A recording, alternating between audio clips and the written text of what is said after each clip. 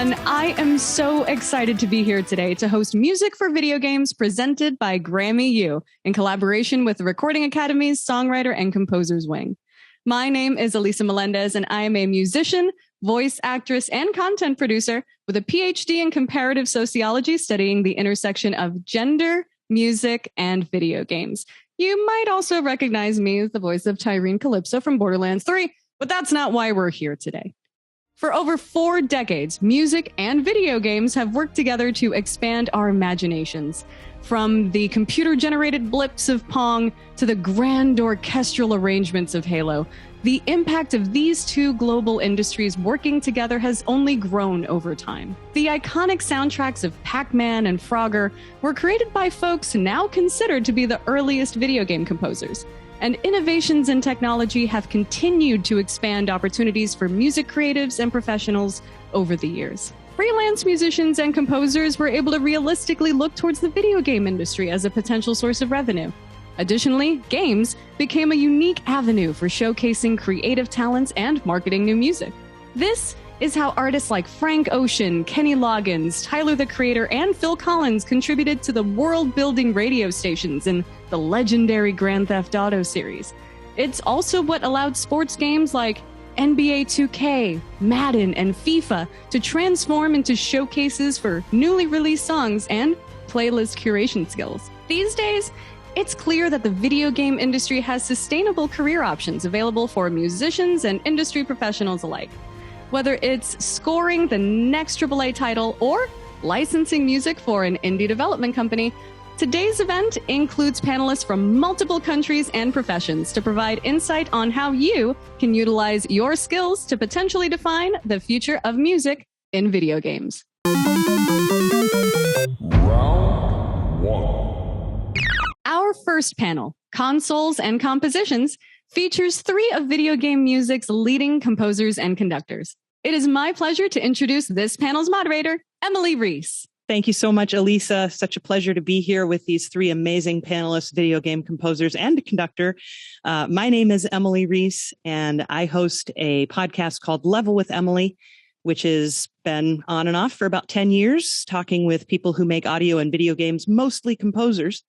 I also do a podcast called Scores and Pours. If you're into wine or beer or cocktails and classical music and jazz, I talk about those things too with a sommelier. But today, it's about the people that I'm speaking with. We have 3 absolutely amazing composers from the industry, some of the top composers in video games. And we're going to talk about their careers, their inspirations, and what got them into the business in the first place. So let's start off with Christopher Tin. Chris, it's been many years since I've spoken with you, but I, of course, first heard of you through Baba Yetu, which is such an amazing track that you wrote back in the day for Civ. And you've done PGA Tour 2K21, Old World, which I absolutely adore the music for. And you are also an S&C Wing Leadership Council member for the Grammy Association. Welcome, Chris. Thank you so much, Emily. It's great to see you again and great to be doing this. And Will Roget. Will, it's so fabulous to have you on the panel, composer for Call of Duty World War II, Mortal Kombat 11, Star Wars The Old Republic back in the LucasArts days. Great to see you again, my friend. Thanks for being here. Yeah, thanks a bunch for having me. And Eimear Noone, what a pleasure it is to finally get to speak with you. You are a conductor. That's how I've always known you for many, many years now, conducting, I can only imagine, hundreds of video game themed concerts. You're also a composer and did music for World of Warcraft, the Warlords of Draenor expansion, which is just so good. Eimear, such a pleasure to have you here. Thank you. Pleasure to be here, Emily, and greetings from Ireland.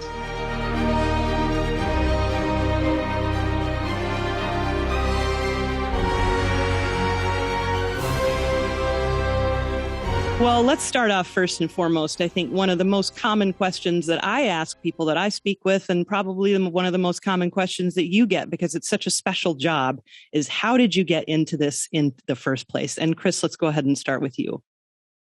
I think like many music's origin stories, it happened by chance. I went to my 5-year college reunion and I reconnected with my old college roommate who told me he was now a game developer and he was working on Civilization 4. And we reconnected, reminisced about the old days. And then a couple of months later, I get a call saying, hey, we're looking for music for the main menu of Civilization 4. And I actually took some tracks that you recorded back in our college days, and I temp tracked the menu screen of Civilization 4 while we were developing the game. Now everyone here loves your music, and we're wondering if we can hire you to write a new song for our game.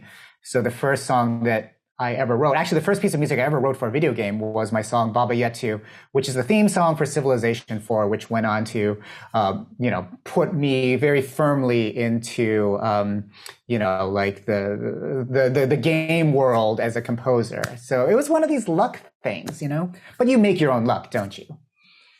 Yeah, I think that can be certainly a true thing. Will, how about you? How did you end up where you are today? Yeah, I mean, it's funny. I started writing video game music when I was like 14, 15, because I just loved Final Fantasy VII so much that I was like, this is what I want to do. I've been studying music my whole life, but this is specifically where I think I would be the most happy.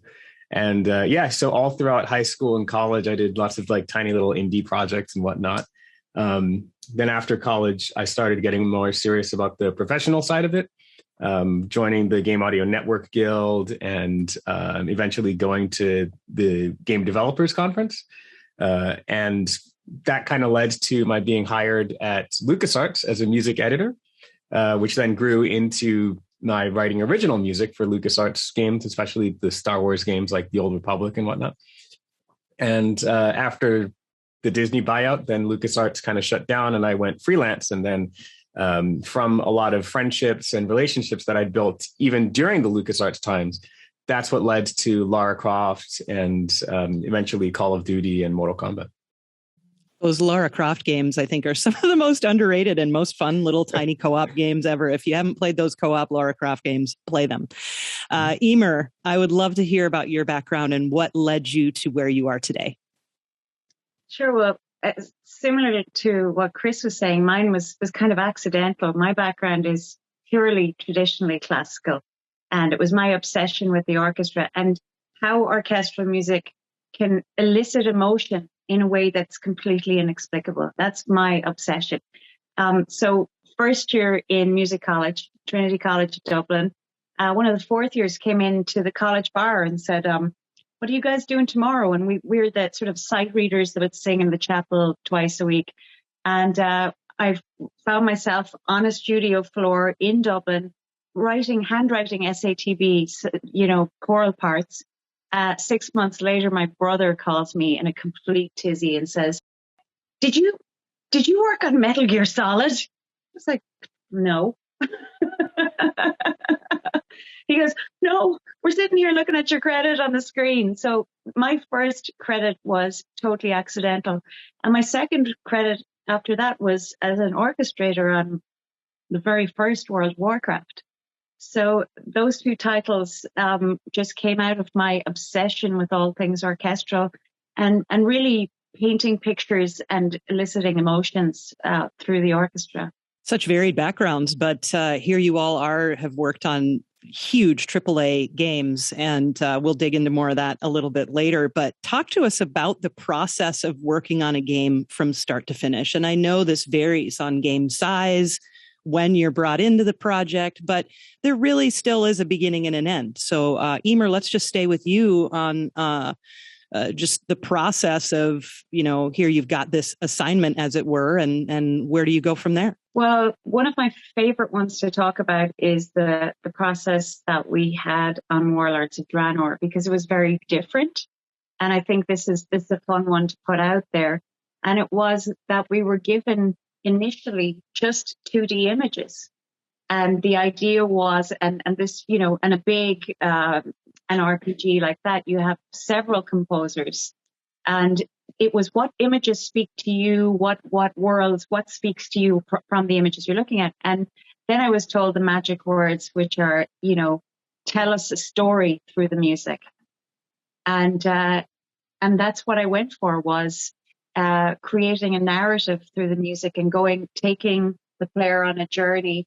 And of course, when I'm working on something, because my background is so orchestral, it's going to be the big orchestral score. So then what we did was we went into the studio. We did some exploratory sessions, very, very indulgent, I have to say.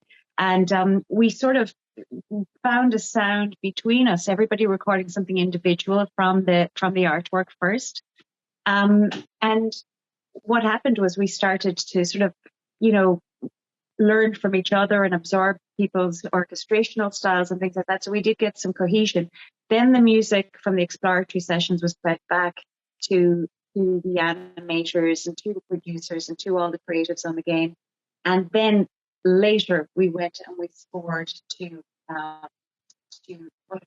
rendered images and went into, at the time, we were recording a lot of Skywalker Ranch, went through the orchestrational process, and I would then conduct the sessions usually on the scoring stage. So, I mean, that's a really different way of doing it. And as I said, I've been involved more in the big bombastic, dramatic orchestral pieces. So that's kind of an unusual one because it's a little bit outside the box. The easiest day of work for me is when I go into the studio and a pile of scores lands on the stand in front of me, because it's so much fun. It's everybody's sight reading, even my own music. It's such a weird thing. If it's something I've written, my conducting brain is so different from my composing brain. It's great. They come together at some point, but my conducting brain is always worried in a session about, all the technicalities in coming out with the result that we can work with, and keeping everybody away from having to do too much cleanup in Pro Tools. That's always very much on my mind.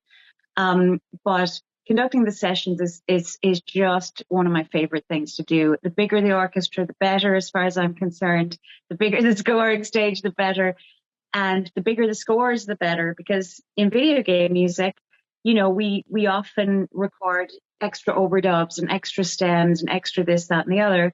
And it's a little bit on a game like World of Warcraft. It's a little bit like the composer's a kid in a candy store. You get the silk manicured beauty of the orchestra with any sort of rough and ready stuff you want to throw in there, like shofars and hurdy-gurdies. And, I think we had a piece of chicken wire with a bunch of sticks in it at one point in a frame that we banged on a flight case and mic'd it up, whatever mad creativity, because our job is to create a culture that has never existed before, create the sound of a civilization or a culture that's new. So we pull together often elements of lots of different cultures. And I mean, then for me, the most expressive tool is the orchestra. So recording sessions, I would do all day long, anytime. Will, I want to ask you because, working on a game start to finish, I know with some of your more recent titles, you've spent a lot of time digging into world musics, right? And using instruments from different places. And we'll talk some about that too later. But I'm curious, like in terms of the research part of the whole process sometimes, how does that affect the process from start to finish of writing a game? Yeah, that's a great question. I love to have as much time as possible for what I might call pre-composition. And this is when I'm not really focused on what's actually going into the game, but instead just kind of almost tuning my own mind and trying to get into the spirit of how the music should work. A lot of times this does, like you said, involve research from other cultures and their musical traditions. For example, on Mortal Kombat, I had a lot of different influences from China and Japan, but also North Africa and Scandinavia. And so a lot of the music kind of required a different sort of way of thinking about like harmony and rhythm, but also understanding the specific instruments that I was going to write for. So a lot of times I'll do transcriptions. I'll find pieces that I think are exemplary of this particular field that I'm trying to study. and I'll just take it down note for note, transcribed by ear, just to make sure that I understand not only what to do, but also why it works and what the traditional musicians, what's kind of going on in their minds. And then once that's sort of had time to gestate, then I'll go and actually talk to a performer who is, their whole life is playing this particular instrument. They're real kemenche players or oud players or whatnot, or guzheng in the case of Mortal Kombat. And I'll send them my parts and be like, well, here's the melody. I know it doesn't sometimes the Western scales don't quite fit with what they're used to, but it's kind of a two-part thing. One, it's just like, all right, well, play what I wrote, but then feel free to just kind of improvise, just jam a little bit. One of my favorite examples from Mortal Kombat is the first thing you hear is a kemenche, which is a Middle Eastern fiddle, kind of played like this. And I wrote a part for Stelios, the player, and, he played it. He could read music. But it just felt very tight. It just felt like, okay, I'm playing the notes, but it didn't feel like his heart was in it quite as much as when during another section of the piece, I said, freely improvise, do whatever you want. So I actually ended up just cutting out from his improvisations individual notes and using that and replacing the melody that he'd played before. Because it just sounded better. He was just free to do whatever he wanted. He was playing in his own scale and his own tuning, rather than being constricted by this very, I don't want to say closed-minded, but I also kind of really want to say closed-minded Western diatonic approach. Yeah, well, it's not diatonic because it's Mortal Kombat, but the Western part, yeah. Right, yeah, absolutely, yeah. The equal temperament. Let's just go with that. And, I didn't want him to be constrained to that. And I think it worked out much, much better, allowing the musicians to kind of breathe and do what they've been preparing their entire lives. And so, Chris, how about you? You've been agreeing with many of the things that Will and Eimear have said. So I'd love to hear about, your process from start to finish with the game. Well, I to build off of what Will and Eimear both said, to build off of what Eimear said, scoring games is actually one of the areas where the traditional large orchestral scoring sound is still alive and thriving. And so for any classical or classically minded or orchestrally minded young composers out there, it's a great field to get into for that reason.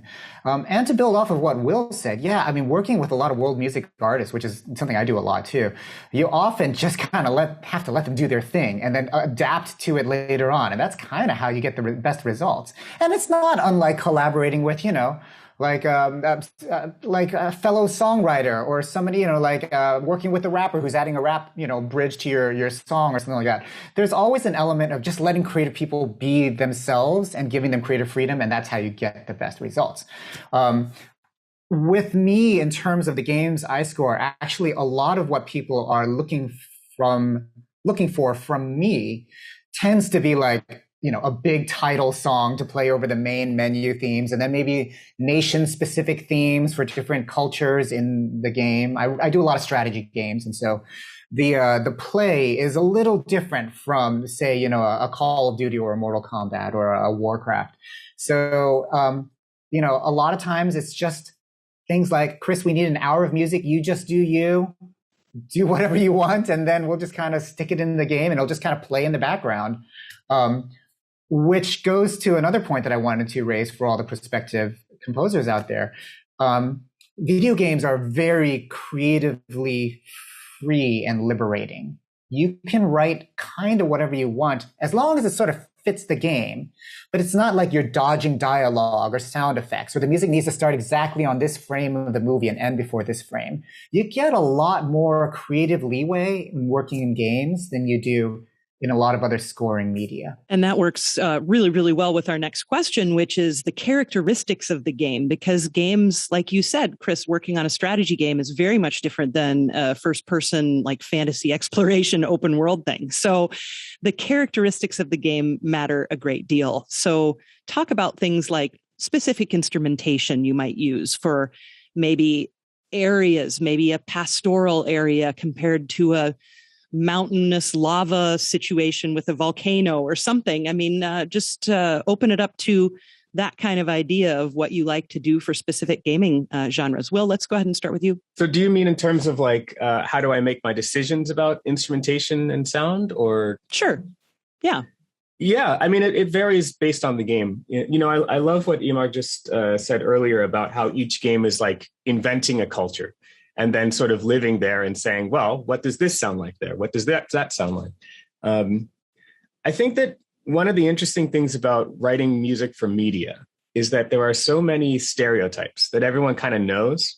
You know, you're in the forest, so they have to have the little flutes. They're in the desert, so they have to have the, you know, whatever. And you can play with these. You can take advantage of them. And you can specifically say, okay, well, let's use this expected thing as our starting point and then go on from there. Or you can eschew them altogether. And you can just say, well, I want to find my own way to convey whatever's on the screen. You can also forget about all of that altogether and say, I don't really care about what's on the screen because you can see it already with the graphics and the artwork. I care about what are the characters feeling. Or in some cases, you can even not even care about that and care about what is the player feeling. And how do I respond to how the player's emotion? Because that's, in my opinion, the difference between game music and film and all their media that aren't interactive is that we have a dialogue directly with the participant, whereas you don't necessarily have that in film. But regardless, I mean, my decisions are more usually based on the characters that are there. I have this quote running around about how I like to score games in the first person, quote unquote, meaning that I place myself into the world, into this setting. And I say, all right, well, I'm looking around, I'm in the scene. Here's the characters. They're right next to me. What do I hear? And I kind of just go from there. And that influences most of my creative decisions. I try to have as wide a palette as possible and make as few assumptions as I can. For example, I mean, I love the symphonic orchestra, as you know, but like, it's always great to reach beyond the orchestra and see like, well, what else is there? You know, maybe we can have something that I can create from scratch using synthesis or sampling or something like that. Or I can take a world instrument or even a symphonic instrument and then manipulate it in certain ways that would fit with the scene. So there's always like a large palette of options. I think as a composer, you're just like running around with this huge bag of tricks that, you know, extends every single score you've ever done. And you just keep adding to it and trying new things every time. Eimear, how about you? What do you think about specific instrumentation for genres and the like? Yeah, a lot comes to me from the color choices in what I'm looking at. And that's very, very important to me in terms of instrumentation.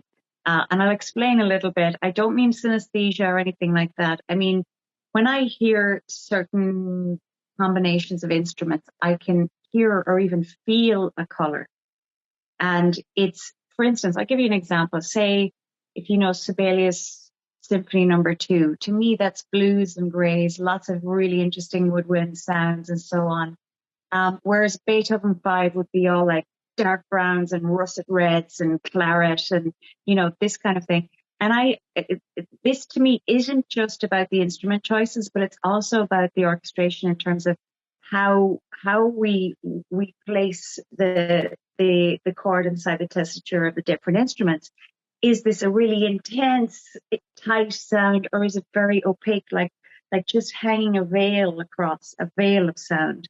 It could be the same chord, but depending, of course, how it's orchestrated and so on. So all of that comes, for me, has to do with the colors that I'm looking at.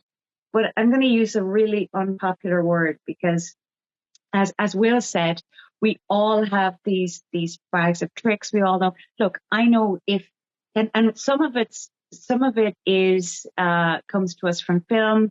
A lot of it's very instinctive. If I hear a C major chord to an F sharp major chord back to a C major chord, yes, there's a spaceship coming overhead. You know, all of these tropes. But for me, instinct is really important, and that's something that I've come back around to. I mean, I started writing atonal music at 16. You know, and for me, this is coming back to pure instinct. I am talking to you from a village in the west of Ireland right now, and just down the road, my neighbour who lived to 102, we lost him a couple of years ago, is a traditional Irish composer. So that to me, those instruments are always in my blood as well. So it's perspective. I hear, and will see. I always see the orchestra playing in my mind as well, but I will hear and intuitively, instinctively, certain things I'm looking at will draw instrumentation from me, and it will always, for me, be somewhere between the orchestra and the world instruments, the traditional Irish instruments that I grew up with specifically. Chris, some of the strategies with the strategy games like Old World and Civ, I mean, those are dealing with real places, right? So, or used to be real places in any event. And so surely that affected what colors you chose to use. So will you talk to us a little bit about that? Well, it's not only just about, the places where the games take place, but in this case of Civilization, it's also about the eras in which they take place, right? So,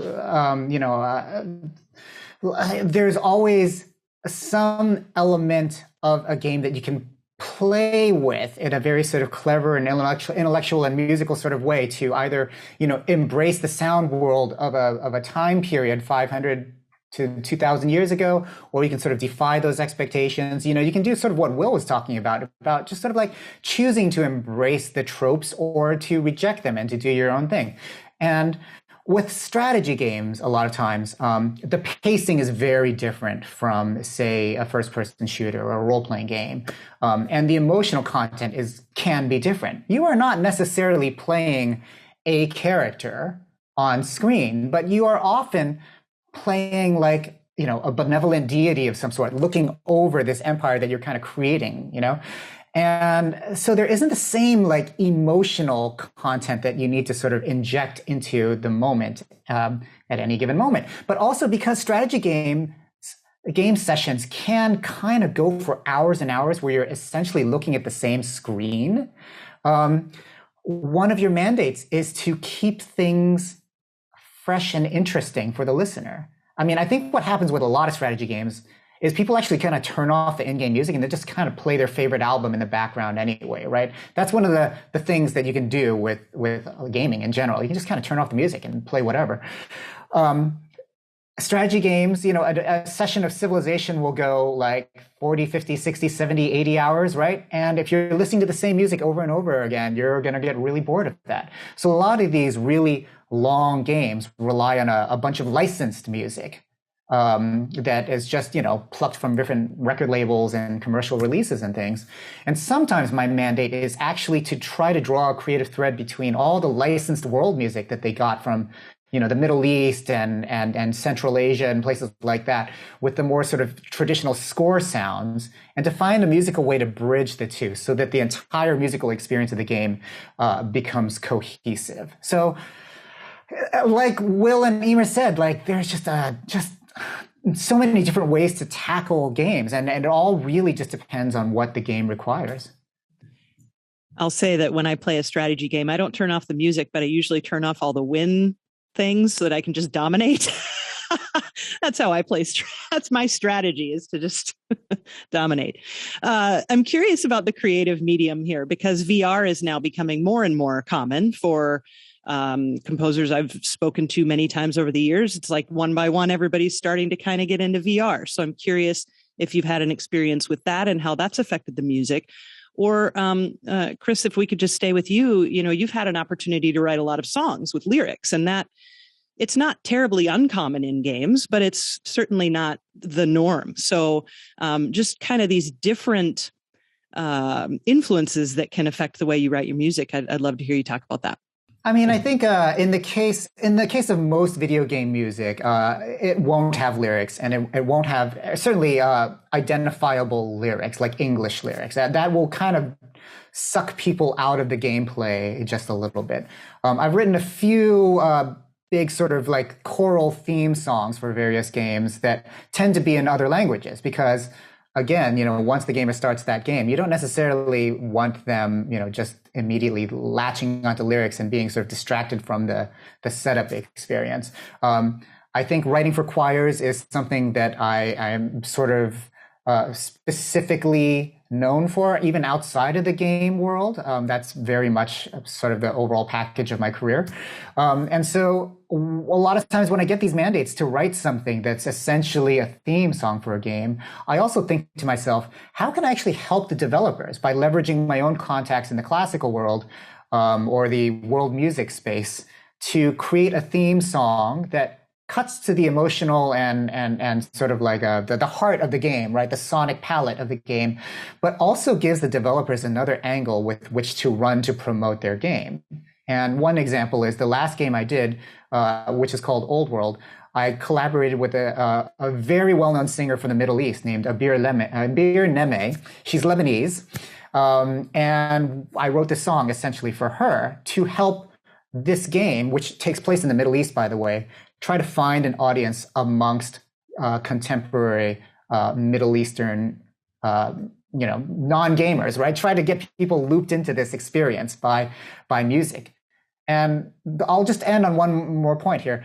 I think that music is actually one of the elements of game design that can actually transcend games more than any other aspect. I mean, you can always pluck a character out of a game, like a Mario or someone like that. They'll always sort of be a character from a game, right? But the music from a game can transcend the game and have a life of its own without being necessarily connected to the franchise. And you sort of hear that, there's game music that gets radio play and stuff like that. So anyway.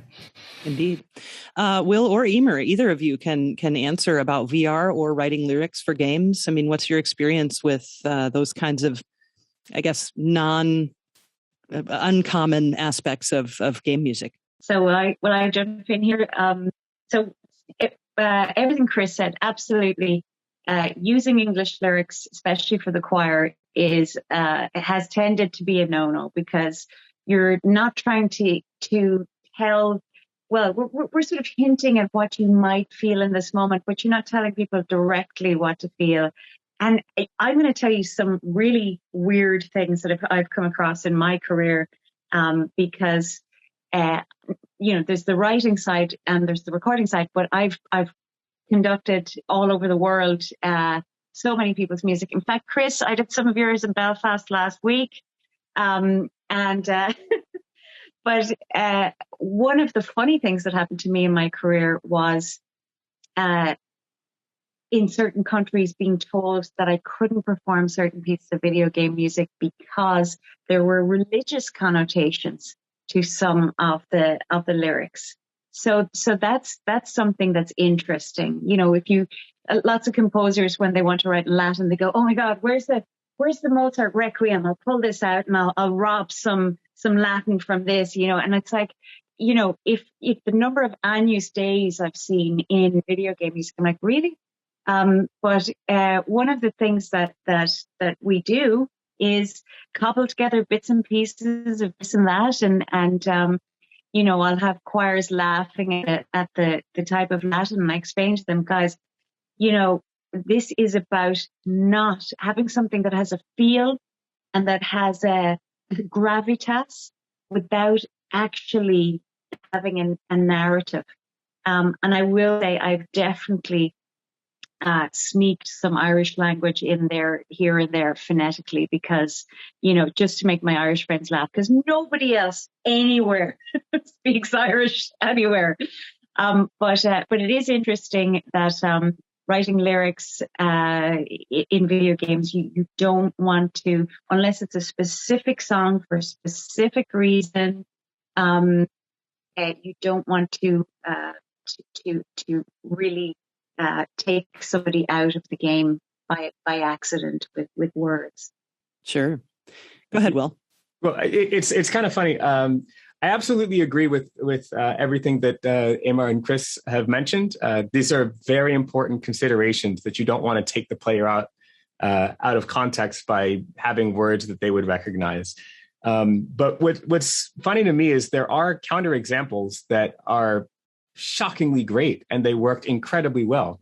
The Final Fantasy 13 series, 13.1 and especially 13.2, written by Hamauzu Suzuki and Mizuta-san, they have English lyrics in just your regular, you're just walking through this level, or, you know, you're on the world map or whatever, and English lyrics. In the boss themes, almost all the boss themes, I think, have English lyrics. Very intelligible. It's a song, basically. It's not masked behind anything, really.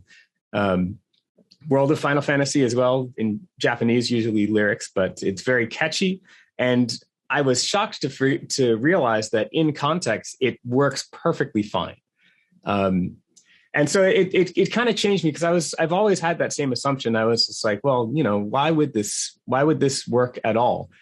Until I realized that if you were to go back in this particular franchise, Final Fantasy, to their earlier scores, like Final Fantasy VII, especially, and a little bit 8, you would realize that a lot of times what they're doing, often with just an orchestral score, is almost like a pantomime of more pop genres. Like all the secret to Super Nintendo music is that it's all rock songs. It's all like the same, like verse, chorus, maybe a bridge. It's all rock songs. It's all pop songs.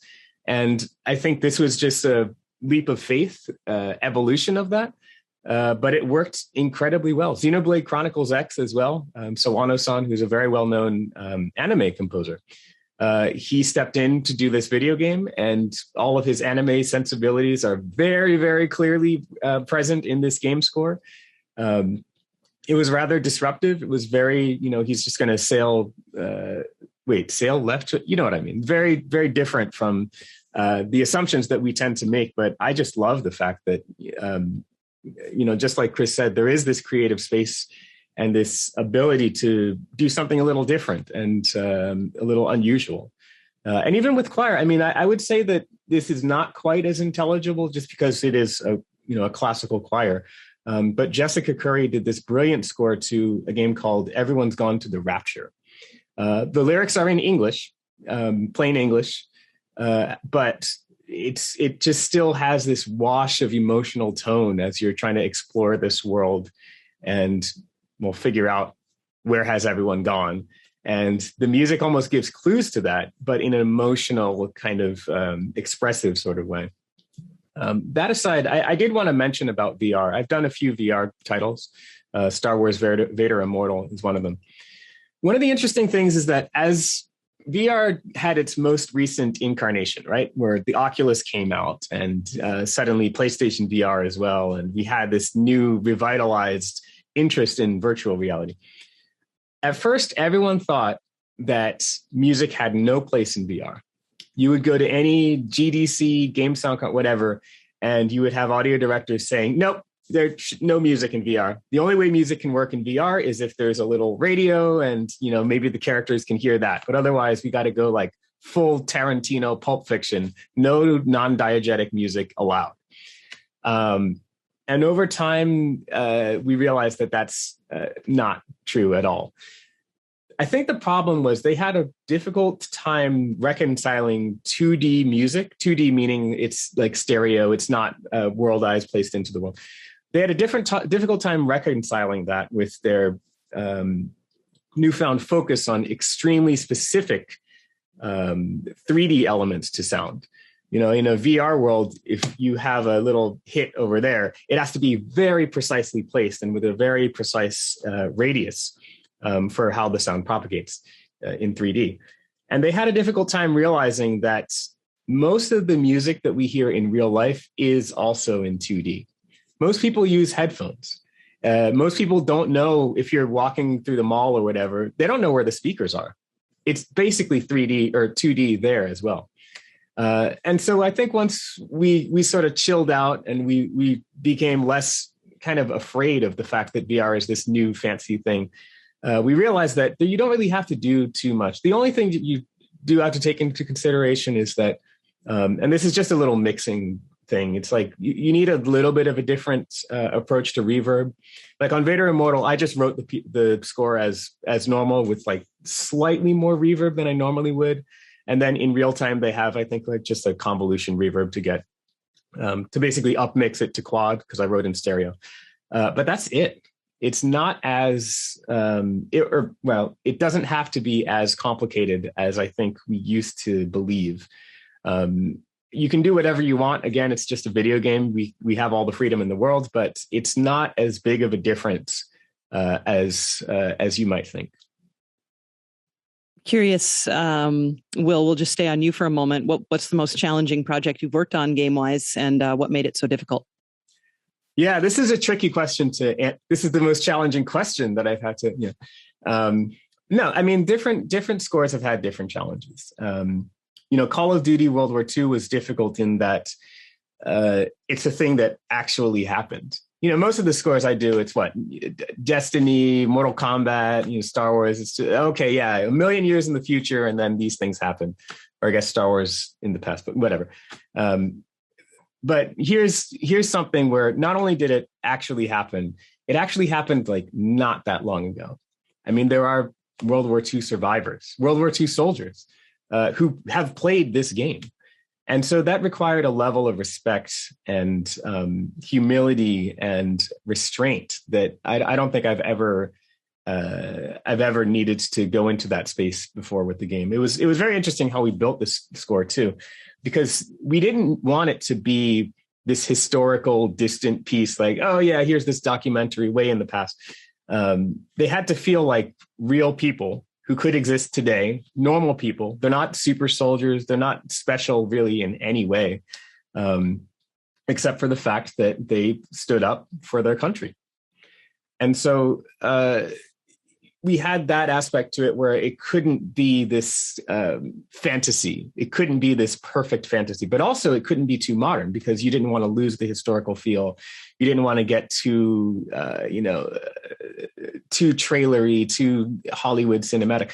So it was just always walking this extremely tight, fine line in every aspect. The instrumentation, the harmony, rhythms, everything had to be very precisely in this tightrope of composition, which was very difficult. I mean, there was lots. I think we spent maybe a month on just the main theme alone, figuring out exactly what sounds would work.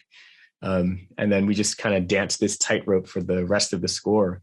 But I mean, it was very rewarding. I mean, in the end, it's a score that I don't necessarily think sounds like anything else that I've written personally, because that's the only time where I've had that space of the historical fiction, figuring out how do I marry the reality with the emotional side of it that I need the players to feel. Eimear, how about you? The most difficult, well, I'd say probably Warlords of Draenor, because there were several composers working on it, but we weren't writing together. We weren't, it wasn't like one, we were passing things around. It was more, how do I keep my own creative integrity whilst not, doing something that's so completely different that it's jarring with the game or with what everybody else is doing? How can I be a good colleague and a good collaborator yet bring my ideas to fruition and my autonomy as an artist? And that was the challenge. Again, a lot of it was instinctive. A lot of it was pure instinct and just osmosis as well. Being together with everybody and being in those exploratory sessions where, and by osmosis, I don't necessarily assuming people's thematic material, but more of a sort of a general aesthetic. And part of that would definitely be the instrument, not just the choices of instrumentation, but the styles of orchestration and so on. That was a difficult one. That's kind of a difficult one to walk in as well. You have a lot of different, very, very opinionated artists together trying to go in one direction. That was an interesting one as well, which we figured out. Again, some of my favorite people on the planet are composers, and it was a great parity of respect. But it's like trying to herd cats as well. So that was fun. It was really an excellent experience, and I got to work with people I love on a game that I love, and and the orchestra, but definitely difficult in terms of finding my place, and holding my place without it creating something that was at odds with the whole of the piece. And Chris, how about you? Most difficult, most challenging project, and why?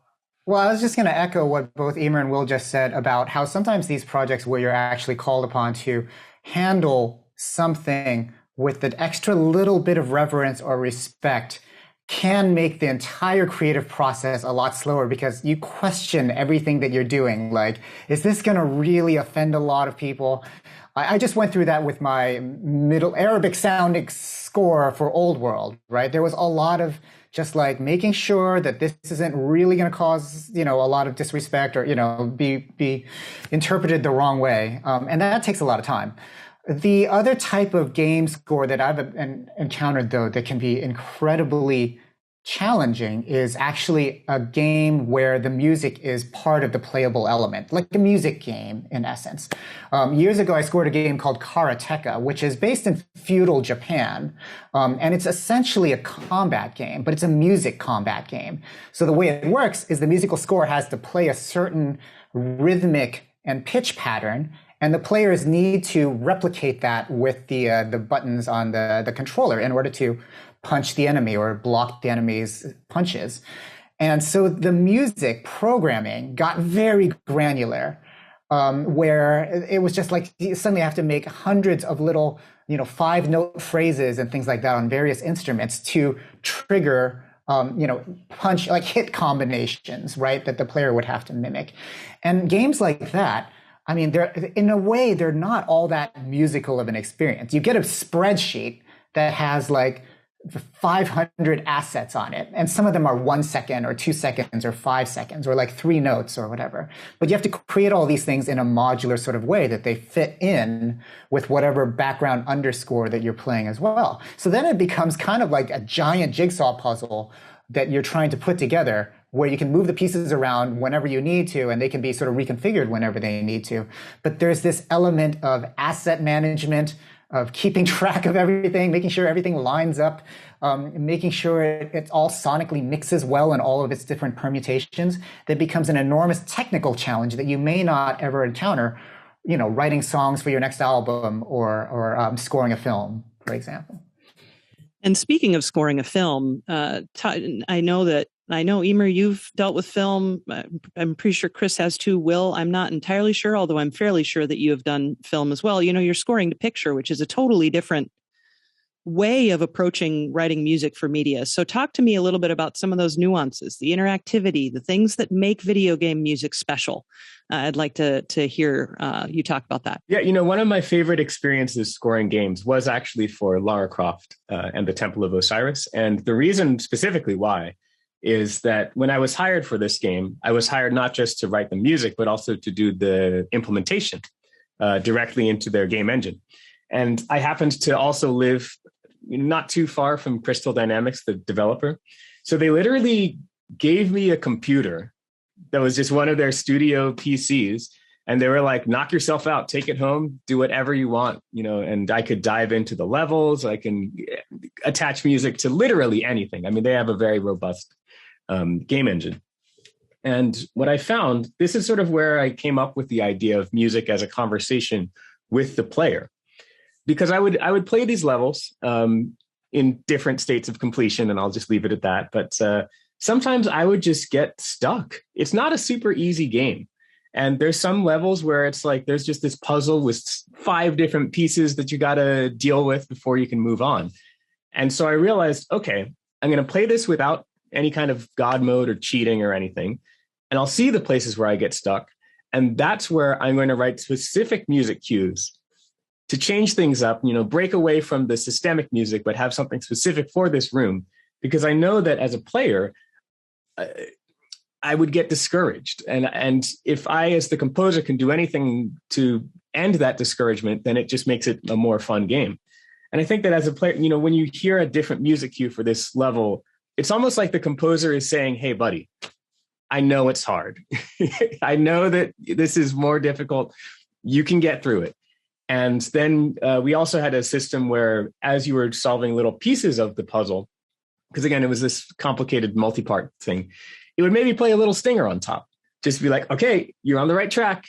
Keep going, keep exploring. You'll figure it out, and the stinger actually had stages as well. So if it was maybe a 3-part puzzle, then, maybe the first one was like, doo-doo, and then the second, doo-doo, and then it gets even bigger for the third, and then finally a victory cue or something. But that was actually a really eye-opening experience for me, is that it made it obvious that this is different from film in that with games, you are talking directly to the player in a way that you can't with a linear medium or something that's not interactive. Similarly, games can take as long as the player plays them. Whereas in film, you sit down, it's going to be a 2-hour-long Avengers movie, or Avengers, I guess 3 hours. You know what I mean? Or television, it's going to be a 20-something minute episode. Games, you have no idea how long it's going to take. And I believe, and this is another one of, Will's crackpot theories or whatever, I think we have, as composers for media altogether, we have this ability to manipulate time and people's perception of it that doesn't quite exist anywhere in any other field. And I think in games, we have an even stronger ability to manipulate people's perception of time than anything else. One of my favorite pieces of game music is, it's called The Maiden in Black, I believe, from the game Demon's Souls. Demon's Souls has sort of a central hub area. There's no combat there. It's just sort of your main hangout spot where you level up, you buy items and whatnot. And then you go off to the actual world, which is incredibly difficult gameplay and all that fun stuff. In this hub world, there's a piece of music where I don't want to sing it, so I won't, but it basically has one measure of content, and it's just strings and harp. It's just ta ta ta ta, and then 2 very astonishingly long measures of rest. Nothing plays, just pure silence. And then it plays again, and it's very minimalistic, and it basically says the same melodic statement, E flat, G, C, G, but then with a different harmony every measure. So it just reinterprets that same exact sound.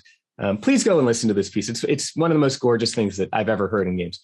But when you're in context and you're running around, you're talking to the NPCs, you're shopping, you're leveling up, whatever, it feels like a continuous piece of music, even though it's absolutely not.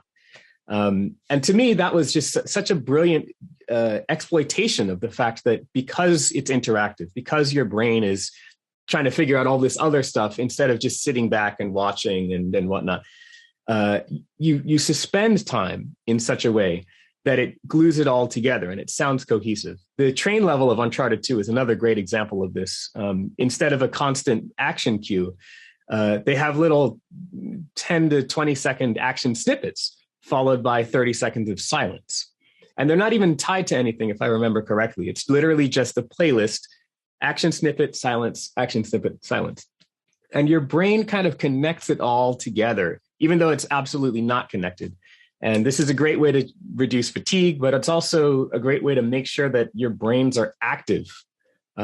You're a participant in the game score.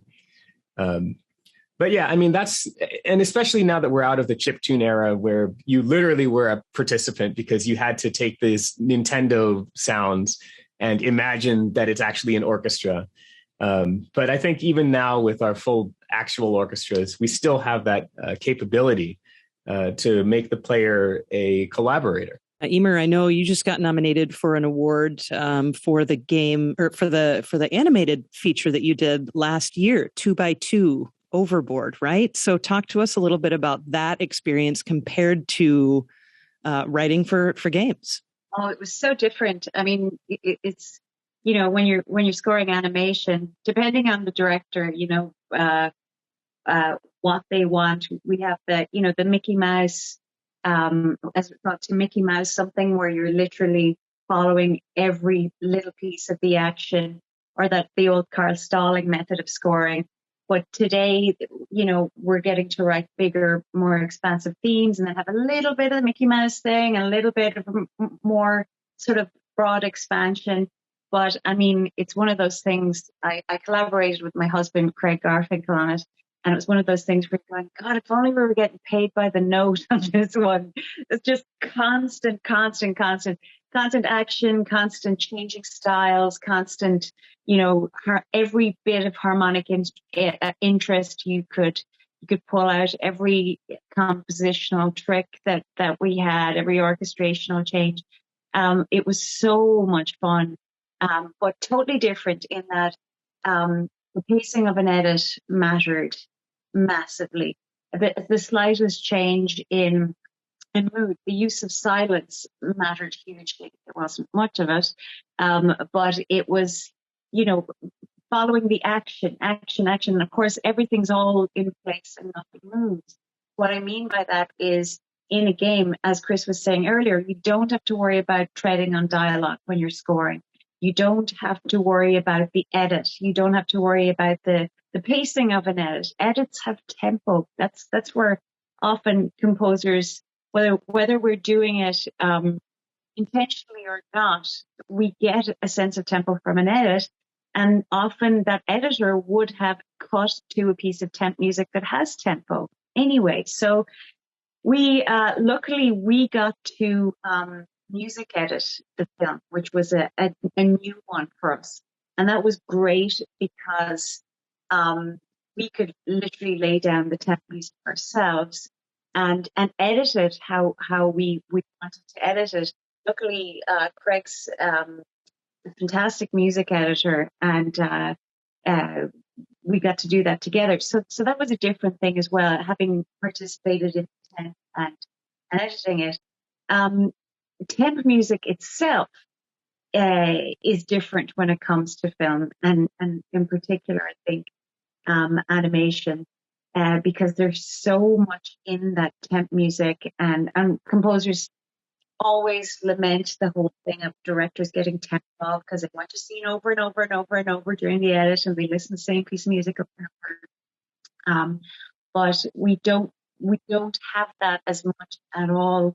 Well, I haven't done any of the game projects I've worked on. But animation, very different experience. But one of the things that I want to put out there is that all through music, in particular in the orchestral tradition, composers collaborated with other media. I mean, even if you look, there's a great film called The King Dances about the relationship between Lully and Louis XIV. And they're coming up with the collaboration to create the first ballet, the first opera. Even the king is out at a hunt, and there's a guy with a couple of timpani strapped to a horse behind him and a couple of crumhorns. I mean, we collaborate with anything that moves. This is part of our tradition. So we're adaptable, and adapting to different types of media it is part of being a creative, and is part of being being a thinking creative, where you have puzzles like Will was talking about, and deciding what is the music supposed to do. Am I the omniscient point of view? Am I the point of view of the player? Am I the point of view of which character in this scene and this? Am I playing emotionally right now? Or am I foreshadowing? I know what's about to happen to this character. Do I bring that into the music in this moment? So film, you can play a lot more with point of view and changing point of view, pulling focus emotionally in a way, because everything is set. But a whole lot of fun as well. Really, really fun. But like both Chris and Will were saying, is there's a lot more creative freedom in a way when you're writing game music, in particular in game. And I definitely relished the challenge of having a bit more structure, but I love going back to having more freedom as well. And it's all about who you're collaborating with, what you're collaborating with, and what is the role of the music in this project and in this moment. Chris, do you have anything to add? Well, I in addition to what Will and Eimear just said, I think one of the major differences nowadays between film scoring and game scoring is that there's actually an aesthetic shift that's happening with the music for films. A lot of films nowadays have scores that tend to create an ambiance, but sort of pull out of the way a little bit and just sort of let the dialogue and the action and the editing and the cinematography tell the story. And music has sort of stepped back in its role in terms of telling the story. Games, it's different. I mean, a lot of the music will still tell very much the story, and it will still have an element of excitement to it that I think is becoming a little more passé in a lot of film outside of animation, science fiction, fantasy, and genres like that. The thing that I really wanted to impress upon, though, is that the action of watching a game or watching a film and the action of playing a game from the consumer standpoint is actually very different. When you're watching a film, you're a passive audience member. You're sort of watching something unfold on screen. When you're playing a game, you're actively controlling the game and you're actively doing something. Your brain is actively engaged in creating something. And so by nature, the music that supports both of those experiences has to be a little different, right? The music that you write for a game should perhaps lean towards in motivating you to do more or to act more or to be an active participant in the game, whereas the music that supports a film perhaps is more meant to sort of suck you into the experience of watching that film without getting you out of your seat and pumped and ready to jump into your screen. I think, obviously students are watching, and many people who are students, who are lovers of video games, are just fascinated by the idea, are curious how to get into the industry. And, how do you break through that wall? And then also, if we could combine it with a skill that you think is important for people who want to write music for video games, like what are some of those? Sometimes I think, wow, some of these composers I speak to know so much technical stuff, like implementation and things like that. But then there are composers who don't know anything about that and still manage to have a career in game music. So I'm just really curious what you think about an important skill and how to break into the industry. And I don't know, Eimear, let's start with you. In terms of breaking into the industry, I just, first thing, there's an expression that I really hate, and it's not what you know, it's who you know. I believe that if you work on the what you know, the rest will follow. And I believe that there's nothing like skilling up, skill up, skill up. I'm a student of music for life. I'm a student of technology for life too, as it keeps changing. But I'm a student of music for life. And it doesn't matter your technical skill if you don't have the ideas and you don't have the intuition and then the musical chops to go with it. I mean, it sounds so, I sound like something from another era, but harmony, counterpoint, melody, orchestration, instrumentation, whatever style you're writing in. First things first for me will always be the music, the core of the music, what moves people, and reaching out and being authentic to yourself and reaching out and bringing someone in and bringing them in to the world of the game, the world of the film, whatever it is you're working on, but an authenticity towards the music first and foremost, but constantly skilling up musically, skilling up technically, and moving with the technology as much as possible. Getting into the industry, there's now some wonderful organizations and associations. I'll let the guys, Will and Chris, please add to this, but definitely join GANG, the Game Audio Network Guild. Another great organization is the Society of Composers and Lyricists. Of course, everything that's provided by GRAMMY U is, you're already, if you're watching this, you're already started. But going to things like the GDC, that's quite an overwhelming environment. But if you go as part of a group from GANG, or you go as part of a group from the Society of Composers and Lyricists, something like that, where it's not this overwhelming experience. You're an insider already. But definitely reach organizations like that. I wish I'd known that early in my career. Would have made life a lot more fun, being surrounded by other young composers who were passionate about music like me. But yes, always skill up and join some professional organizations. How about you, Will? Yeah, absolutely. And I mean, even before I continue into my spiel, I'd love to add to the list of organizations because I think that's such an important thing, is not only for the business side of it, but also to have friends who are also doing the same thing that you're doing. That's absolutely invaluable, to surround yourself with real friendships and not just, oh, this person can help my career, but like someone who you can actually depend on, both physically or career-wise, whatever, but also emotionally. We have a very difficult job, and it can be a very lonely job. And if you're not surrounded by people who kind of understand you, usually that means people in the game industry, because there's a lot of weird stuff in the game industry that nobody would understand unless you're kind of right there in the front lines. Then you'll go crazy very quickly. But I wanted to give a quick shout out to two groups. One of them is called the Composers Diversity Collective. You can find them, I think it's just composersdiversitycollective.org. And it's a brilliant community of composers of color from around the world. And what's great about it is they have a database, literally a database where you can search for, okay, I'm a Hollywood producer. This isn't just a video game thing. This is all media. I am a Hollywood producer. I'm doing a TV show. I want to hire a composer who is familiar with, I don't know, Brazilian music. I want to hire a Chilean composer, a Cuban composer, African-American composer, whatever.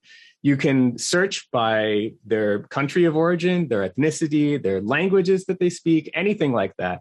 And it brings up their profiles and you can just go right into it. And then for people who are joining the organization, they have monthly meetups, they have lectures, lots of information sharing. It's a wonderful community, especially if you live in or near LA. I very strongly suggest that if you feel that you belong in a community such like that, that you give it a shot. And then also there's the Black in Game Audio Discord channel, which once again, it's a great place for friendships, building relationships, and doing the real talk, if you know what I mean. It's a very, very safe space for that. As far as skills go, just building on what Eimear mentioned, learning to talk to new people, I believe, is a skill. I was very, very, very introverted, very computer nerdy, and sit me in front of a computer and I'll study all the technical stuff for hours on end. But it was exceptionally difficult for me at first to learn to break out of this shell or wall of unfriendliness, I guess, that I used to have, and to talk to new people, to befriend people. You have to learn how to have an elevator pitch, which is basically that 2-sentence summary of who you are and what you do with regards to your career. And you have to learn how to figure out your wavelength. I think every human has a certain wavelength, a certain frequency that they operate on. Maybe it's their speech patterns, maybe it's their style of humor, maybe it's whatever. But once you figure out yours, you can see that in other people, and you can very quickly suss out, okay, I'm at this game dev party or whatever, but who would I actually be friends with? Like real friends, not, oh, they can help my career or whatever friends, but real friends for years. Because those are the people who will advance your career. The truth is that you're going to see hundreds and hundreds of other composers. Developers are going to see hundreds and hundreds of composers, but they're going to hire their actual friends, the people that they get along with, the people that they can jive with, who happen to be very talented. Getting to the very talented stage is obviously quite important, but being able to make friends and keep them and grow those relationships over years, I think is just as important. And Chris, how about you? Well, I absolutely agree with all of that, really. I mean, I think that, Will, the first time I met you was at Game Developers Conference, like maybe 13, 14 years ago, long before the LucasArts gig for you. And I mean, it's those conferences are a really great place to make these friendships, to meet fellow composers, connect. Going to things like video games live concerts, for example, there's a touring video game music show, getting to meet the community there. Those are great. There are a lot of communities that are just sort of like fostered around being a game composer, and they're all really super super chill, super nice people. I mean, honestly, the one of the best parts about working in games is everyone's cool, man. Like everyone's just really nice and really smart and really respectful, and you don't get maybe sort of the battle of egos sometimes that you get in other media worlds. I really like working for games in the human department, the human dimension, you know, like the camaraderie and the collaboration. It's a good business to work in. Like it's filled with good people. There are some issues. There are some companies in recent years that have had, you know, certain problems come to light. But on the whole, I mean, especially on the music side of it, man, we're all just musicians. You know, we all love games, and it's just a fun hang. And even if you're not great at schmoozing with developers, come to these conferences and schmooze with other composers and talk gear all day. I mean, we are all just very friendly and approachable people, I think. And I think the game community of composers is more tightly knit than any other community I've really seen, you know, in the entertainment industry. Yes, the game music community is a fantastic community, that is for sure. Well, I mentioned earlier we've got a bunch of students watching, and we've got some questions from some GRAMMY U members next.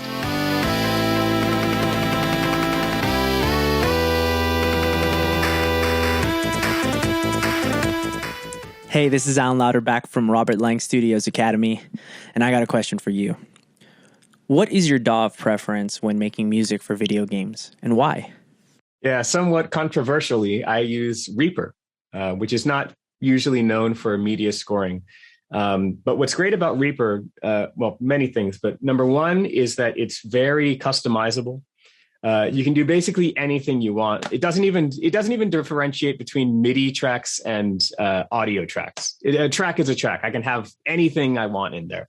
But also it just has such a fantastic audio editing workflow. I hate MIDI with all my heart and soul. And I just want to work with audio clips and real recordings and bouncing and frozen tracks and stuff. And Reaper makes that exceptionally fast and easy. I did all of Call of Duty World War II in one project file, actually, the whole score. So it's like a 5-hour-long project file or whatever, regioned out. And that was negligible. I mean, when I was writing the score, I never really thought of it as being all that unusual. That's how I did Lara Croft as well. And you can do things like that. You can customize the program to whatever your workflow is. I think Reaper is getting a ton of traction right now in the sound design world, game sound design. So if that's something that you're interested in, definitely follow Game Audio Twitter. Sound designers like Nick Von Canel and Aaron Brown and, all of these amazing folks who are sharing their techniques, usually or quite often Reaper techniques and Reaper scripts and just really interesting stuff that they're up to. And right now, Reaper is kind of at the forefront of all these developments. How about you, Eimear? What do you like to work in? So my process is a little different in that I actually start with the page. So I'll start with notation for me, because that's my background. I'm so used to looking at scores every day that I really need to see what I'm writing in front of my eyes. It definitely influences everything for me. So I'll go from Sibelius and go into Logic from Sibelius. And if there are elements that are audio or there are elements that and yes, I loathe and despise samples, even the really good ones, and they've gotten so good. Yeah, but so I'd rather look at the score and hear what I'm looking at first of all, and not even. But one of the things I've discovered recently that I love so much is using Note Performer with Sibelius so that it doesn't sound absolutely hideous when you hit playback. But then we'll bring that into Logic and work from there. And depending on what's there and after the process of recording, and if there's any vocals involved or there's live guitars or drums or anything like that, then on to Pro Tools. So that's the whole Logic to Pro Tools thing is really common, but starting with Sibelius isn't really common. And it's just, I think it's a background thing as well. It's all of, so many of us composers come from all kinds of different backgrounds, and it's your comfort level. And for me, it's more compositionally freeing to take my hands off the keyboard and just write straight into the score. It also makes the orchestration process, that's where it cuts down time for me, is the orchestration process later on. And I'm a control freak about orchestration. I hate handing it over. I used to work as an orchestrator, so it's really, it's really difficult to do that. So it makes it easier, the fact that I started in Cybele, to go back and orchestrate properly, let's say, in inverted commas. So that's my process. And Chris, how about you? What DAW do you use? Or DAWs, I suppose? I'm also a Logic, Sibelius, Pro Tools user. Those three is the magic combo. I mean, largely it's because of collaboration. I find that Logic is kind of a ubiquitous program everywhere, and that a lot of people I work with, say maybe even on the songwriter side, like, or electronic music producers, dance artists, things like that. A lot of people use Logic. And so the collaboration process using Logic is just kind of easier in that regard. I like Eimear. I like to look at Sibelius on the screen a lot. I like to look at notated music. It's just another way of kind of vetting your music as you do it. You can look at it on a sequencer and you can look at it on the page, and having both views is really helpful. But also, I think there's a lot of great music that can be made even without a DAW. I mean, I'm sure there's scores out there that are all purely people using their modular synths at this point, without even any sort of standard audio editing software. So there's no one way to do things, but there are some ways that are more common that might make it easier to collaborate with teams. And I'll just say, for me as a podcaster for a decade, I have used both Pro Tools, but now I use Logic and Pro Tools. In fact, the reason we started using Logic is because I used to build the podcast in GarageBand, and you could directly import that into Logic. Much easier to do it in Logic, though, I'll tell you that.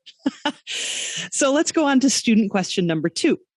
Hi, my name's Kirsten, and I'm the campus rep from Oregon State University in Corvallis, Oregon. And I was wondering what your favorite video game score of all time is. Oh boy. Okay. So, it hasn't changed in the last 10 years, but, there are these great games that, Namco Bandai put out, Katamari Damacy, with these absolutely bonkers J-pop scores that are so creative and so good and turn me on to so many different artists out there. And actually, a lot of the original music, a lot of these songs that were written for this game were written for this game. It's not just like they're licensing random J-pop songs. They were actually written with this game in mind. A lot of them have English lyrics, so it goes back to this conversation about whether it's distracting or not. They're so creative and so all over the place. And I sort of think, and maybe Eimear and Will, you'll have some something to shed on this, but I feel like the Japanese games tend to take more interesting risks with music than Western games do. Or there's maybe a wider sort of range of emotional content or song usages or lyrical content that Japanese developers like to incorporate more than Western developers. And so those Katamari games, man, they're so fantastically musically creative, and I love them. I agree. Will, how about you? Favorite video game score of all time? This is an absolutely impossible question for me to, I think one of the weird things about me in terms of like comparing me to other game composers is that I got in specifically for game music. I mean, this is, I was influenced by, what was it, Final Fantasy VII usually, and I guess Chrono Trigger at the same time, and Tekken as well, and Mortal Kombat, and those scores kind of were what made me who I am. And then of course I studied other things besides just game music all the time. But it's so difficult for me to pick any single thing. I would say that maybe the biggest influences on how I personally write have been Vagrant Story, which is Hitoshi Sakamoto. This is a lesser known RPG from the PlayStation 1 era. But what's interesting about this score is that Sakamoto-san had been very greatly influenced by Star Wars, the John Williams sound.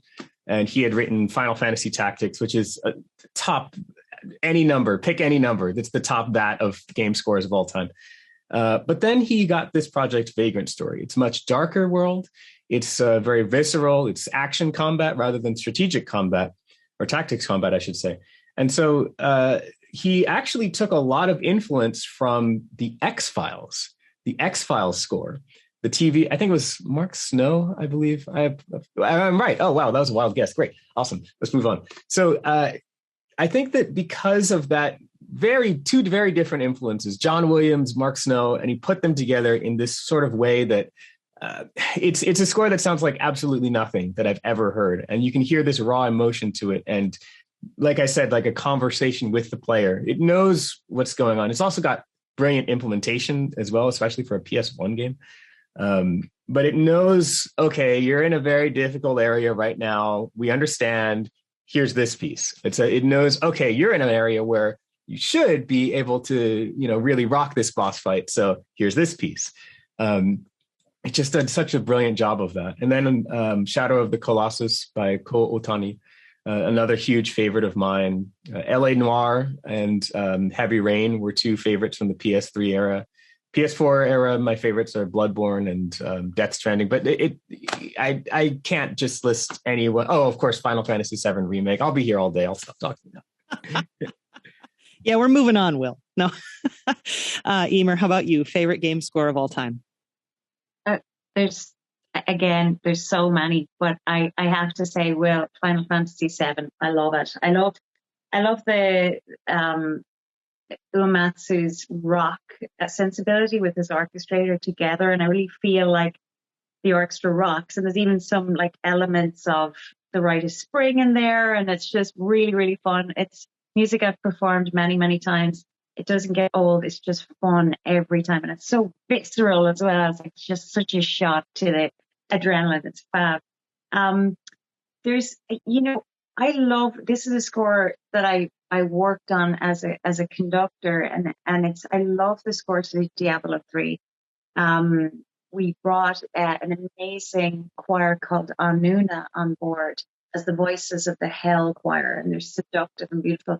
And I think that's probably, of course, I'm totally biased, and I was such a different experience. We recorded the voices of heaven, were like Knights Templar voices. We did that in London, and it was just so creative, and I loved doing that. I wasn't a composer on it, but I just thought what the guys did was really special. I love Castlevania. I really do. I just think that is such, taking sort of baroque and rock, I call it BAROCK. That's just really, really fun music. And there's so much of Koji Kondo stuff as well that I love, because, there's massive emotional ties with the Legend of Zelda themes. My theory about Kondo-san is because he had to program these themes pitch by pitch by pitch, that every note was so important that's why they have that kind of staying power. And if you look at like Beethoven sketches, you'll see him, have something really complex and reduce and reduce and reduce and reduce until it comes to this kernel of an idea that just stays with you. I love the Twilight Princess stuff. It's just so nostalgic. It's hard to separate my musical brain from the nostalgia of some of the stuff. But there's some great things. I like Darren Korb's Hades score that just came out. I really like Ori Will of the Wisp. That's a Gareth Coker. I love the stuff that Jessica Curry did for China Room. There's just so much. I'm tons. It's hard. My brain is scrambling because there's so much, and I know so much video game music.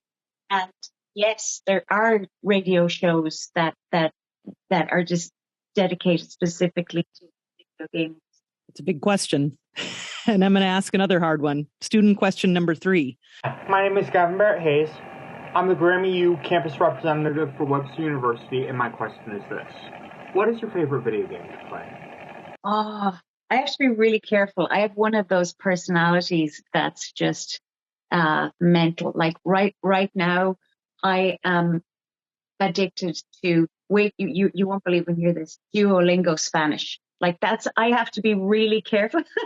I have to be really careful with myself. It's like, no, you're not allowed to play that. I'm like, I have an 8-year-old who's an absolute avid gamer, and I'm like, you can't play Fortnite. Eliam. I mean, I'm saying this to myself as well. I'm like, you can't, I be rude. I love Zelda. I really, really, absolutely love Zelda. So I'm going back to Twilight Princess, one of my favorites. And again, it's gameplay, but it's the emotional connection to the game as well. It's the people that I played with, and it's the time, and it's all of those things. And it's my own relationship with the Zelda music as well. Certain things, I'm going to go back to Diablo because visually I just love to look at that stuff.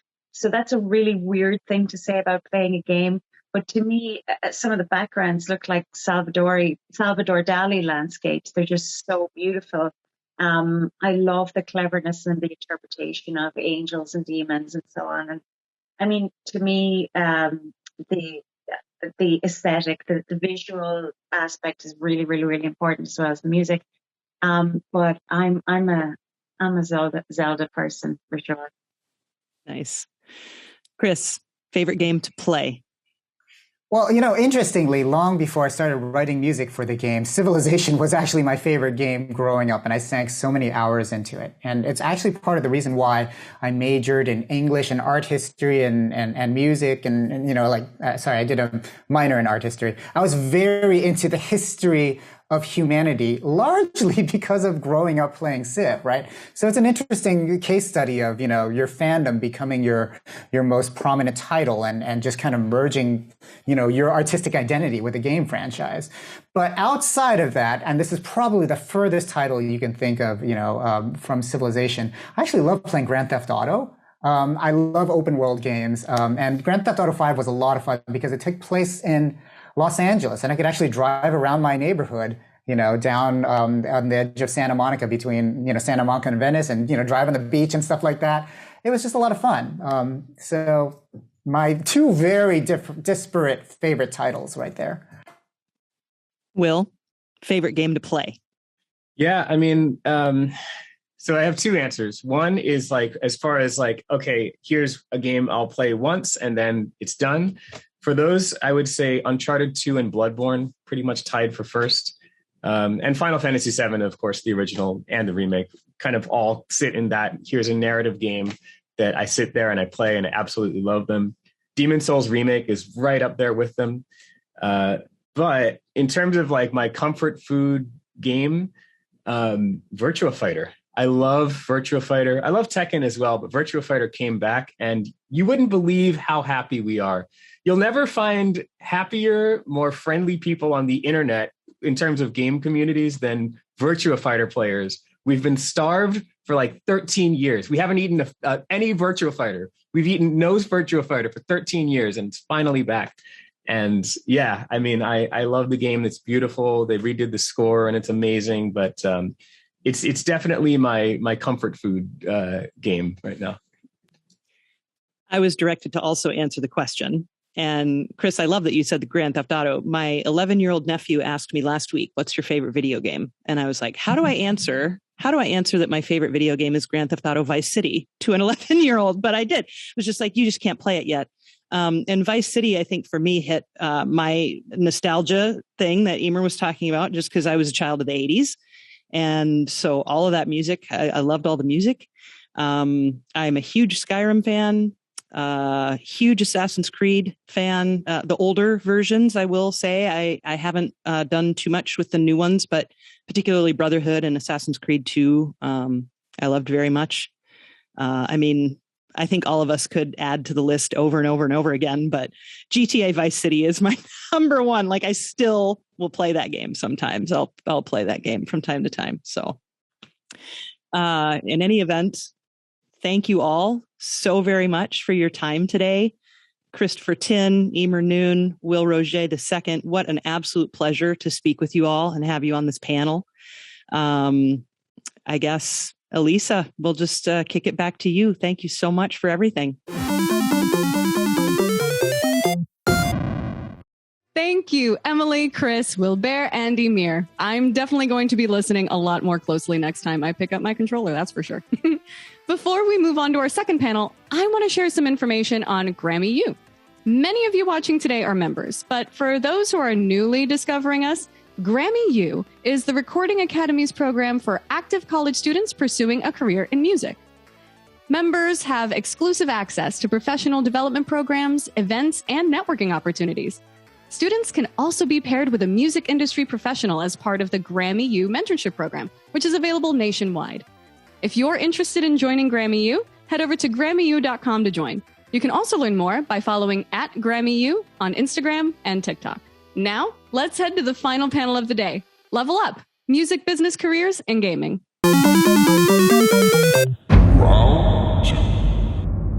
We have heard from composers and conductors involved in the creation of custom video game music, but many games like Just Dance and Guitar Hero utilize commercial music in addition to custom scores. To learn more about this process, let's talk to some of the industry's most established business professionals who work on sourcing and licensing music for today's biggest games. First, let's start with Nick Button-Brown. Nick is an accomplished industry professional. His experience includes being chair at Outright Games, a publisher of licensed games for children.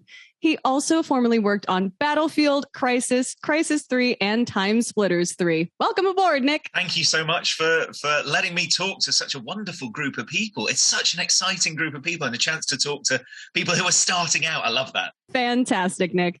Next, we have Cybele Pettus. Cybele is the Senior Music Supervisor at Electronic Arts. Her work includes FIFA, Madden NFL, The Sims, Need for Speed, NHL Hockey, and UFC. Please welcome Cybele. Thank you guys so much for having me. I've been really looking forward to this, so I'm very excited to talk to everyone today. And yeah, thank you. Thanks, Cybele.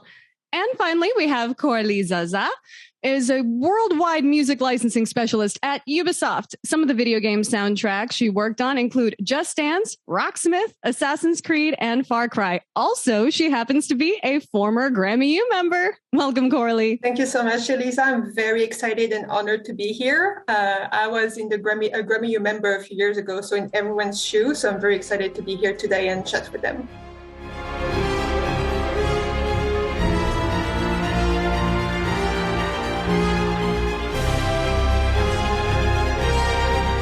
I'm so happy we are all here to chat with GRAMMY U students about all the cool things you can do in the video game industry involving music. So first, let's go around the room and please give a brief history of your experience and how that led you to what you're doing now, as well as a little bit of what it is that you do. I will start. So I work for Ubisoft, which I don't need to introduce. I'm based in Montreal, but I do work with our teams and our production teams worldwide. And my job title, music licensing specialist, is pretty self-explanatory. All I do all day long is I do licensing and negotiation. So my role is to secure the rights to pre-existing music to put in our game, but also in our marketing assets. So I come in after the production and or the music supervisor have chosen the music. And this is where I come in and I research the right holders and I contact them and I negotiate the rights. I've been in the music industry for a decade now. I was in different roles. I worked for a music venue. I worked for a booking agency. I worked for a music production studio. For 3 years, I was also working for the Canadian Musical Reproduction Rights Agency, which is a mouthful. So this is where I was handling the check for the mechanical royalties. So this is the ancient part of the business that doesn't make much money. And now I've been at Ubisoft for 3.5 years. I honestly never thought I would end up working in video games, to be honest. I don't even play video games. I shouldn't say that out loud. But yeah, I studied music business at large. And I realized over the years that my focus that I enjoyed and that I was good at was music licensing. I am not musically inclined myself, unfortunately. So I like working behind the scene as an admin person. I love that I get to work on a variety of projects and, with very popular and very indie artists. And I love that I help them promote their music by putting it in the game. And then I help the developers put great music in their game. So I feel like it's a win-win situation, and I really enjoy what I do today. Great. Want to take it away, Nick? So I've been in the games industry for more than 20 years now. Although I did, my kind of choice was between the record industry and the games industry. I had a job in each and ended up going into games. No regrets. I'm very happy with my choice. Now I work with a variety of different companies. I do some investing, but I mainly advise companies which are starting up and growing. Companies like Outright Games, which makes kids licensed games, and a company called Love Shark, which makes dance games for the TikTok generation. So I see a lot of different companies, which means I see a lot of the trends that are coming, and I spend a lot of time looking forwards. Great, Nick. And Cybele, how did you end up getting to this point in the biz? I actually did, like Nick, actually started out in the record industry in New York right out of college. And I did that for about 8 years. I was an A&R rep, A&R scout, and ended up not really digging that as much as I thought I would. So I left and I got a job at a company in California that did like third-party licensing and whatnot for a couple of video games as freelance. So this was very early on, before any of, most of the video game companies had internal music departments. So that was the moment that the light bulb went off. And I was like, this is like a kind of an untapped market right now. And this was over 20 years ago. And so that's how I got started. And then I hooked up with Steve Schnurr, who I've known since New York as well, when he got hired at EA. And so I've been at EA now in the music department for 20 years. Awesome. Yep. Yeah. Oh, so in terms of licensing music for games, I know folks are familiar with, licensed music for trailers and for movies and television. How is licensing music for video games different than, say, a television or a film? So I would say, I think one of the main differences is, especially I am deeply rooted in the creative part of licensed music games. So that's really what I do on all of our titles that have soundtracks with licensed music. So I think, trailers and film and TV, first of all, TV is so fast, like you're kind of clearing music as the show is airing, you know what I mean? So that's very hectic. But I think I have the luxury of working with each team and basically curating a playlist, as opposed to having to perfectly match a song with picture, which, trailers, I know, trailer supervisors can go through hundreds upon hundreds of songs to come up with the right one that fits. So I think as far as my world and what I do, I really love that. And much like Coralie, just to be able to work with a lot of really young bands that, people haven't really heard of yet, and give them that platform for exposure is probably my favorite part about the job. Awesome. That actually Coralie, go ahead. Sorry, I was just gonna say I've never licensed. One time I've licensed music for TV, and so I don't know how it works, but I feel like one difference maybe with video games is because we have less time constraint. We have we could have many music tracks in a game. So personally, when I work in a game, I'm clearing between 100 and 200 songs, and maybe 20 to 80 end up in the game. But this is a heavy workload, so it's more. We have more time, but we also have way more songs to clear. So I don't know if it's different, to be honest. Maybe it is the same in the film industry, but I feel like that would also perhaps be a difference. I also feel there's a fair difference in the kind of music that's being licensed. You are looking for, so that there is space for licensed tracks, but there's also dynamic music. So music which is changing with the plot, music which is changing with the world. Particularly going forward, I think that will be an increasingly important part. And being able to write that kind of music that works with the gameplay and kind of evolves as the game is changing and changes the mood of the world. For me, that feels like a great artistic collaboration. So you're not separate. You are genuinely creating a beautiful artistic vision together. I love this, and I love this dynamic, and I also love Cybele, your point about using this as a means of also showing off new artists and introducing them to the public. So how is it that you folks go about discovering new music to license for your games? So I think given just the length of time I've been in the music industry in one capacity or another, and this is something that I always stress to, young people that are looking to get into the music industry, is relationships is by far the most important thing, that you need to start building, like if you're wanting to get into this industry. So, after 30 years, I've amassed a huge number of contacts all around the world. And these people are my friends and my partners, so I work with all of them. And so again, and I think this is to Coralie's point as well, we have such a long lead time, leading up to like for production until the game comes out. And we really try, especially with our sports titles, to have the music be as timely as possible. So that means really digging in with our partners early and getting music that hasn't been released yet. And so that, of course, comes with its own challenges, but it's well worth it because then when the game releases, it's all new, instead of a song you heard on the radio 6 months ago.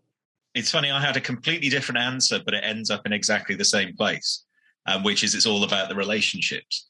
What I want is I want to work with somebody that can understand that kind of creative side and is going to work with me on making the best game and the best experience. So obviously I need to know what they've done before, but I also need to be able to trust them, need to know that I can rely on them. And that's where the relationships come in. So, it's definitely working with people that you can trust on and rely to do a great job. And Coralie, especially in terms of discovering music to license, I know Ubisoft with things like Just Dance and Rocksmith, I'm sure it's an interesting balance kind of choosing new, fresh things, but also things that folks are already familiar with. So how do you go about approaching that? So that is mostly the job of the music supervisor and our creative director on Just Dance. I know, once again, it's all the relationship. So we, of course, get in touch with the labels and the publisher way early on to ask them, their upcoming release for the year, if they have anything to submit for the game. But yeah, I think it's mostly we work with pitch requests and we listen to everything that's out there and we sometimes try to anticipate. So I know that Just Dance just came out and Camila Cabello, we've been in touch with her for a year to negotiate, a partnership, but we just used her song that was released just a month ago. So we had anticipated that release almost a year ago to make sure that it's fresh and new when the game comes out. I love it. Can I give you a very flippant answer? I ask my daughter. She's 16. She knows far better than I do. So every now and again, I just ask her and she plays me the new stuff. Perfect. Hey, you know what we call that? We call that demographic research. So I call it outsourcing for free, but yeah, same thing. So this is definitely a very, very fun gig, I imagine. And do you get a chance to sort of pick what games you work on? Or is it sort of like it kind of comes to you on a platter? It's like, okay, this is your new game that you got to work on. In my case, it's a mix of both. Right now in my team, we're 4 music licensing specialists, but when I started, it was only 2 of us. And we have many, many games at Ubisoft, but we have the 2 main music games, which are Just Dance and Rocksmith. So my coworker was working on Rocksmith, so I was assigned Just Dance by default. Not that I'm complaining about it, but it takes, I say, 80% of our workload. And then all of the other game, all of the other marketing assets, we chat internally and really, we try to go with also time constraints, but sometimes, like I know when Watch Dogs Legion was being prepared, I specifically requested to work on that game because I knew it was based in London and they were specifically looking for British music, which I love. So I volunteered to work on that game. My job is not to suggest music, but it's always nicer to work with licensed artists and music that you actually enjoy. So that was a fun process. If you need to ask my daughter as well, that's fine. I'll hire her out too. I'll get her number. And Cybele, how about you? Yeah, basically, we have a very small team. The music department at EA is incredibly small. And so basically any game that we do that does have a licensed music soundtrack is on me for the most part. Some of them I work in tandem with other members of my music team. Every game I work in tandem with the game teams. I have between 1 and 3 people on each team who we do. It's a collaborative effort, right? And then we have a whole other set of games that is composed. And that's something that I don't do. That's something that Steve looks after all of that. And then as far as trailers are concerned, that we have a marketing person as well. And so she handles all the creative and oversees the licensing for the trailers. So basically, when we look at our schedule for the year, I'm like, okay, so I have X number of games because they're just mine by default. Awesome. How about you, Nick? How do you go about selecting, or are these projects chosen for you? Well, I guess first of all, I need to acknowledge that I actually worked at EA with Steve many years ago. So please say hi to Steve from me. I noticed by your bio. I'm lucky enough. I'm at the stage of my career where I really can pick and choose what I want to do. So I work on interesting projects. So yeah, it's entirely up to my choice what I work on and who I work with. And I consider myself extremely lucky to be in that position. I love it. So now, in terms of the sort of kind of more complicated side of music licensing, how do you go about clearing samples, say, for the music that you end up licensing for a video game? Samples are the bane of my existence. I'm kidding, by the way, this is a joke. No, it's the same process as clearing the rest of the song. It just makes things a little longer and more complicated because it adds, composers and publishers and rights. It can, it's all the same thing, but it can jeopardize a clearance if, let's say, it's a smaller or indie artist that did a version with a sample, and the team who requested this music was maybe not aware that there was a sample. So we have, say, a small budget that everyone agreed to, and then the composer of the sample come in at the last minute and they're like, no way we can approve at this budget, so everything needs to increase. So a couple of times there's been songs that we didn't necessarily realize there was a sample on, and it came, at the end of the process, we're like, well, we cannot use that song because it's way out of our budget. But that doesn't happen that often. I'm being dramatic here.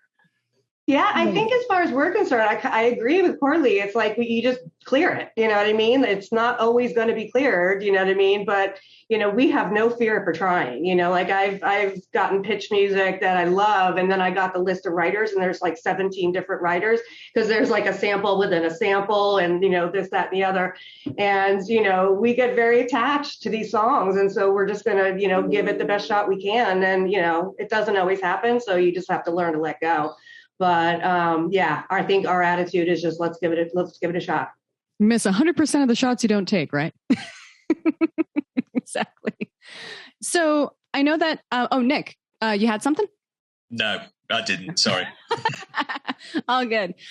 So in a lot of the games that you work on, it's a mix sometimes of licensed music, but also kind of bespoke composed stuff.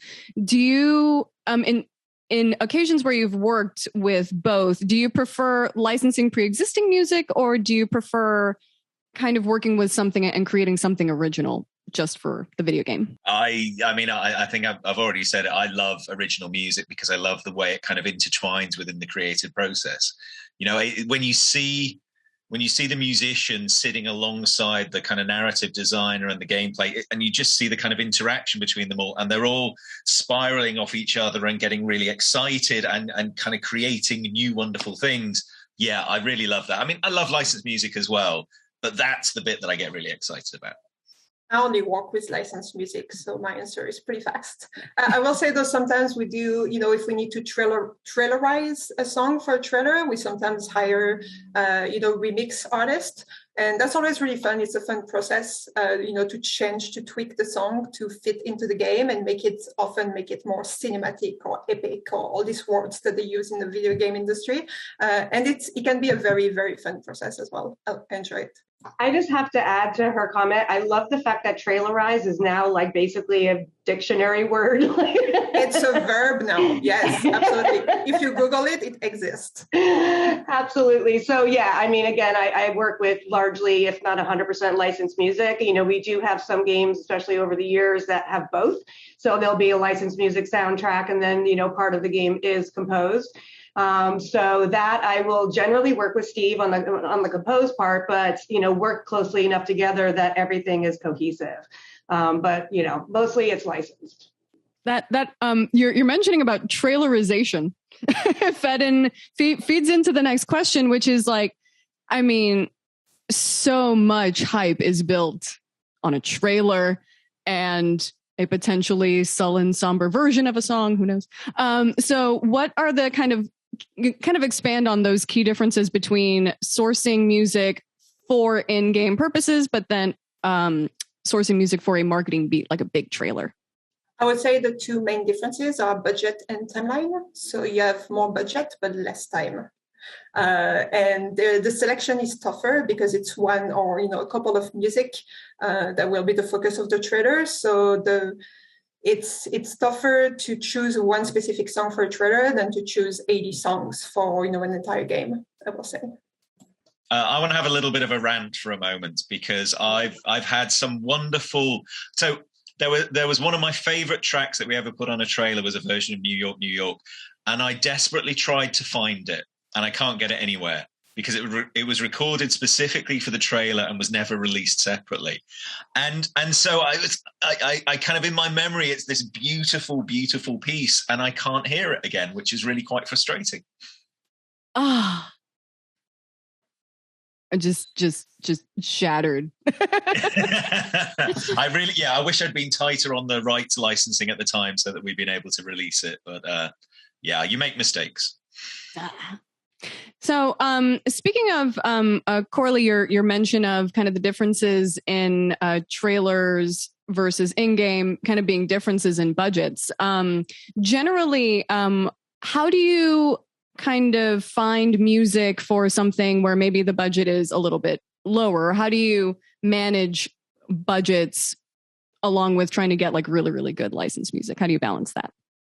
You reach out to partners who may have more affordable options for you. We also at Ubisoft partner with maybe 20 music libraries that put really good quality music, and we have set rate cards so our internal teams know exactly what to expect for their budget. And we, you know, for very small budget trailer or videos, we sometimes use sound-alikes from these music libraries. It does a deal, it's really good quality, and it works really well. These are my favorite clearances because they are so fast. I was going to say, I dream of being able to work with big budgets.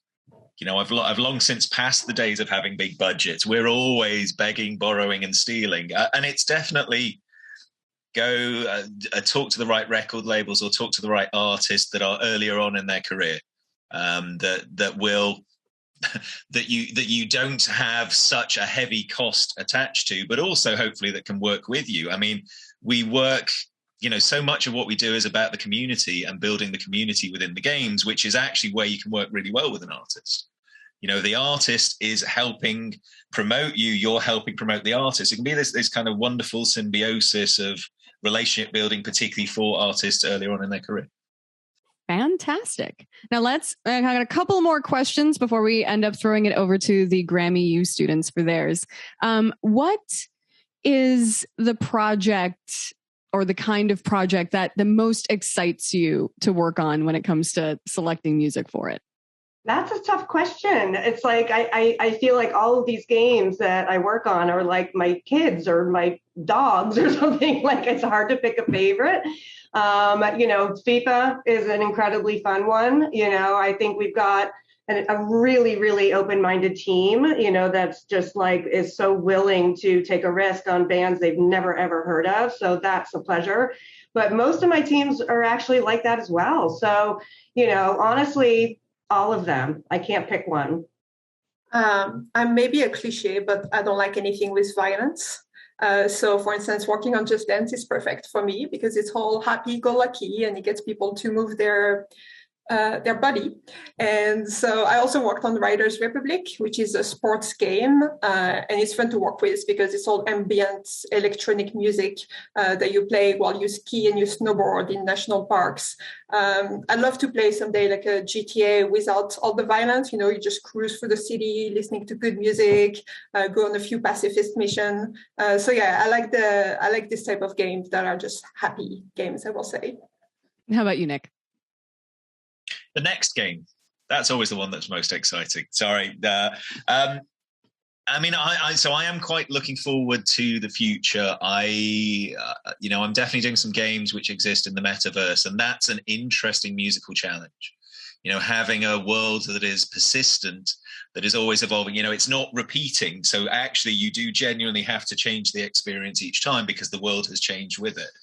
So yeah, how to find good solutions in that space is difficult. We definitely haven't nailed that. And, it's going to take another 5-10 years to nail that, but it's going to be an interesting journey. Very cool. Now looking forward, for the GRAMMY U students listening that might be like, oh, I want to do that. What advice do you have for students that want to work in this particular career path?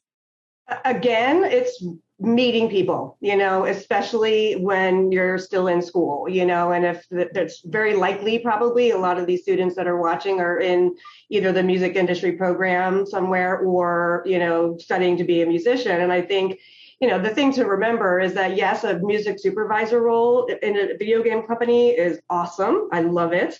Wouldn't trade it. But there's also audio designers and all these other, types of jobs where you're working with music that you may not be like a supervisor like most of us are, but it's putting yourself out there and, meeting other young people that want to get into the industry, because those people are going to be the people that you eventually come up with in your career. And so that would be my number one suggestion. I agree with this, Cybele, partially, actually, because I know they often say in this industry, it's all about who you know, which to some extent, yes. But for instance, in my personal experience, I never got a job through connection. I just applied to the job and got it. So maybe it's a mix of hard chance and, hard work.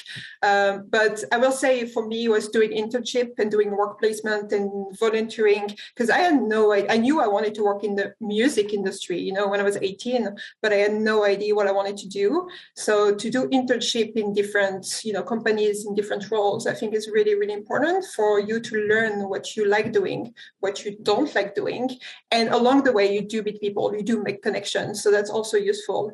But yeah, the work experience, I will say, is the most important, is the best way to learn and to know what you want. I totally agree. I just have to add to that, the meeting people, yes, but I get an internship, you know what I mean? Because that is exactly how you're going to learn what you like and what you don't. So yes, agree with you on that. Well, one day I'll know what I want to be when I grow up. And when I find out, I'll let you all know. For me, so I actually think there's another route. There's thousands of indie games companies around the world. They all need help. There's thousands of student projects. There's thousands. What you want is to get as wide a range of experiences as you can. And you're not going to get that working with a big team when you're starting off. So it's quite nice if you can find a student project and experience as many different parts of audio and recording and music as you can, and just build up that experience. Then each time you get better at it and you have a much wider base to be able to operate from. All good advice all around. Now, networking, absolutely. Sometimes I like to describe the game industry as sort of one big high school, and then everybody just kind of switches tables every couple of years. But in terms of kind of like hard experiential, like concrete skills to kind of put on a resume, are there any specific things that folks can brush up on to kind of give them a little bit of a leg up in this sort of industry? So I actually don't think it's hard skills. Soft skills are the things that are most important. The ability to be able to work with a team, to be able to collaborate with people in a positive way, to be able to make sure you're making the collective effort much greater. So as many opportunities as you can to show that working as a team, that's the thing that's most valuable.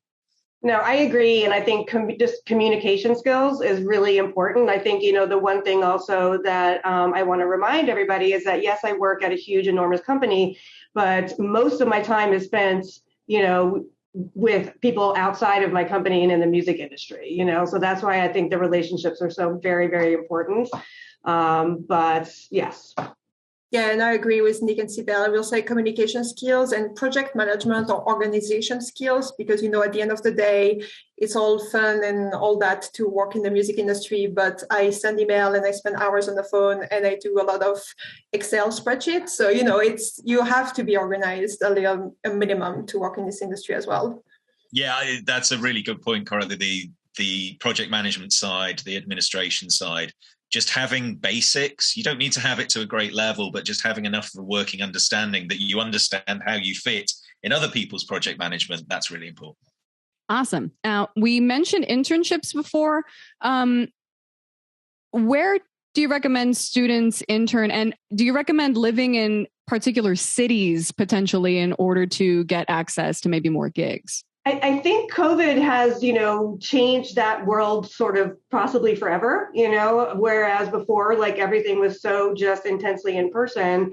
I think, an intern can go to school anywhere. And, just like the best way to start looking is literally go on job boards. I mean, that's really how companies find people, including interns. So just pay attention to companies that interest you. And, really, I think people can work remotely at this point. So they can live on the East Coast and work at a West Coast company without any problems. Yep, nothing to add. I agree.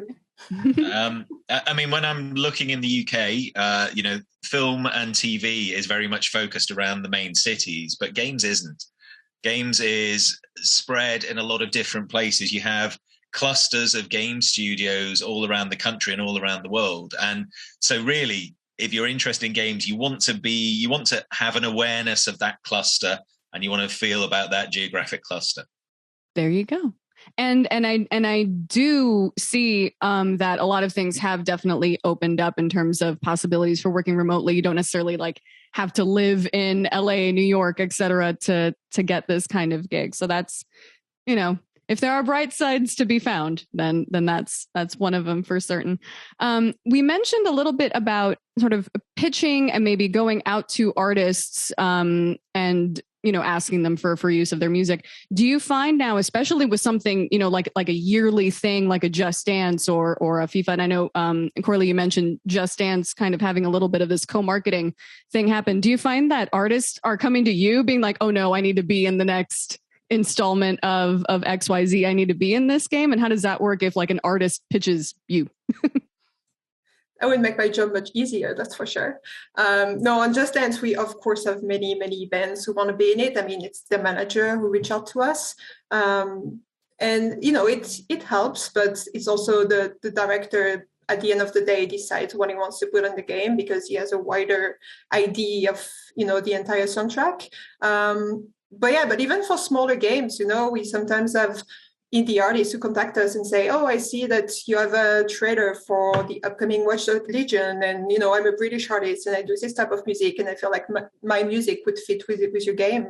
So sometimes we do get a lot of people reaching out directly, and it works out or it doesn't, but it's always interesting to listen to. I would say the answer for me is a resounding yes. I mean, I think that's the beauty of working in video games is that it's a very cool platform, right? So the crossover between the younger generations and gaming and then music, it's like it all kind of works and everybody wants to be a part of it. Not always, but for the most part. So yes, I get pitched all the time, especially on some of our bigger sports titles by not bands directly so much, but whoever's looking after them, whether it's a third party pitching company, their label, publisher, manager, whoever. But yeah, there's some fanatics out there that, their dream is to get a song into any video game, whatever their favorite is, if it's FIFA, if it's Madden.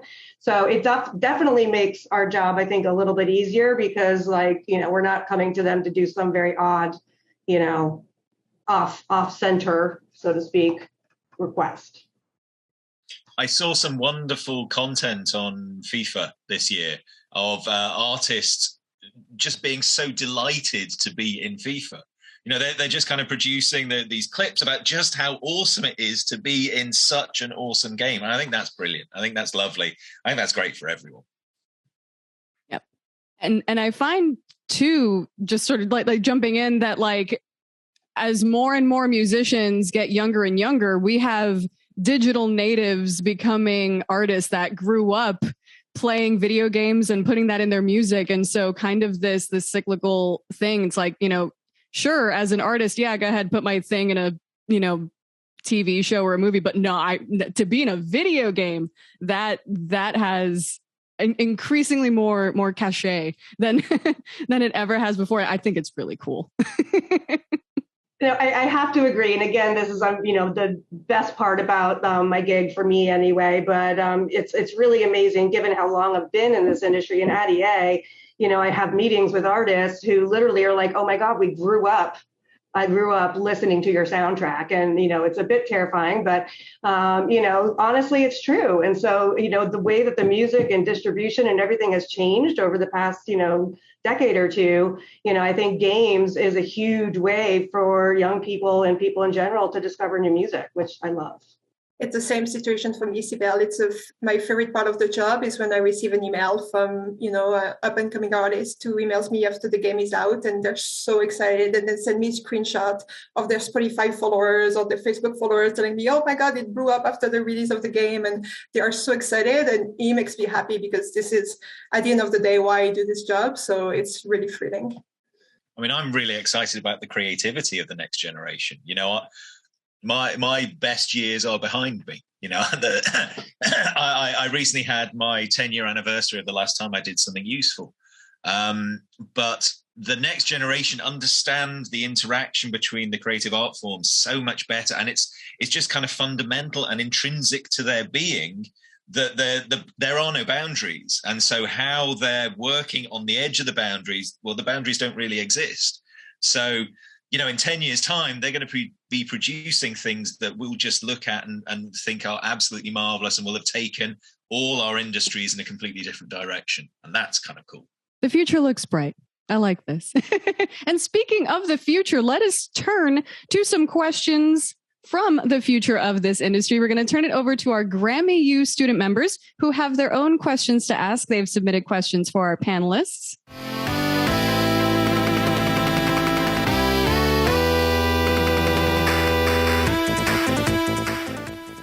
Hi, everyone. Thank you so much for taking the time to speak with us. It is truly such an honor to be speaking with such experienced professionals in a field that I really admire.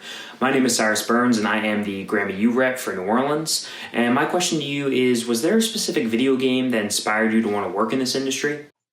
Tony Hawk. Way back in the day, you know, late 90s, you know what I mean, kind of thing. Because, yeah, I was a big gamer and I grew up playing games long time ago. So, yeah, no, the Tony Hawk soundtrack is always will be famous for sort of the godfathers of, like, you know, having kids learn about Blink-182 and what have you from this title. So that was groundbreaking. I mean, I kind of date back almost to before music existed being in games. So there's a title called Jet Set Willy, which, I mean, it is brilliant music to me as an evocation of that time. But yeah, it's music has moved on a lot since then. For me, well, I've said and repeated that I don't play much video games. Am I fired from this panel yet? Like, all absolutely about not. What am I doing here? No, just kidding. But I did listen. You know, growing up, video game soundtrack. I remember the Zelda soundtrack, which I was obsessed with, and I even bought the CD and I was listening to it all the time. And even these days, you know, when I'm working, I put on the Far Cry music soundtrack or the Assassin's Creed soundtrack. And I haven't even played this game. But the music is so cinematic. It's definitely being part of the experience. So I can't even imagine playing a game or watching a movie without music, with just sound effect. It'd be so awkward and uncomfortable. So I love the music part more than the video game part, but I'm thankful for the connection of the two. And that ties in perfectly to our next question. Hey everybody. First of all, thank you so much for taking your time to help teach us about this fascinating side of the industry. And second, I'm curious if it was the music or the video games that drew you to this job. The music. For me, it was the music. You know, after working at a record company, I so desperately wanted to become a music supervisor, having really very little idea what a music supervisor does, or I didn't know any of them. Again, this is back in the 90s. And so I've always been that girl growing up that made mixtapes for everybody, including myself. Like I was like a music supervisor before I even knew what a music supervisor was. So it definitely came from the music first. I would have loved to be your friend. Can you give me a soundtrack? I loved receiving soundtrack from friends. Mixtape from friends. For me, I mean, of course, it's the music. Absolutely the music. I'm afraid for me, it's the games. So I've always started with the games, and the music is part of the gaming experience. But, you know, it comes back to what the gameplay is. Although I love the fact that we're all talking about mixtapes. Mixtapes don't exist anymore, do they? I mean, I do miss Spotify playlists. Yeah, not on cassettes. I'm talking about actual tapes.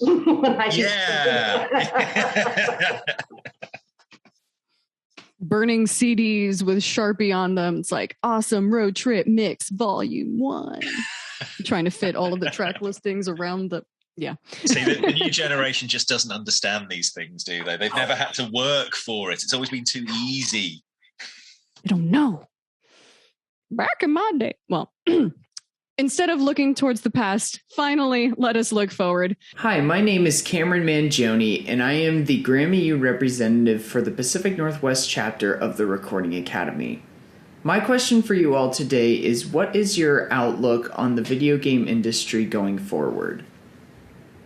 I mean, I think it's only getting stronger. I think that how far it's come in just the 20 years I've been in this specific industry is mind-boggling. So I can't imagine it going anywhere but up.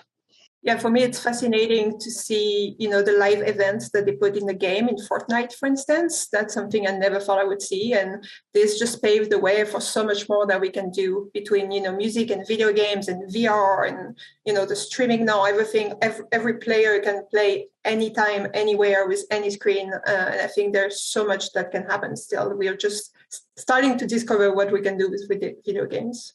I mean, I think there's a whole next generation of experiences to come, and boundaries get broken down. I do quite a lot of work with BAFTA, and seeing the boundaries get broken down between kind of film, TV, and games, and how that's going to impact on music going forward. You know, the metaverse is coming. It's lots of people are putting a lot of money behind it, but at the same time, you've got the shake-up of games, which is caused by the streaming businesses.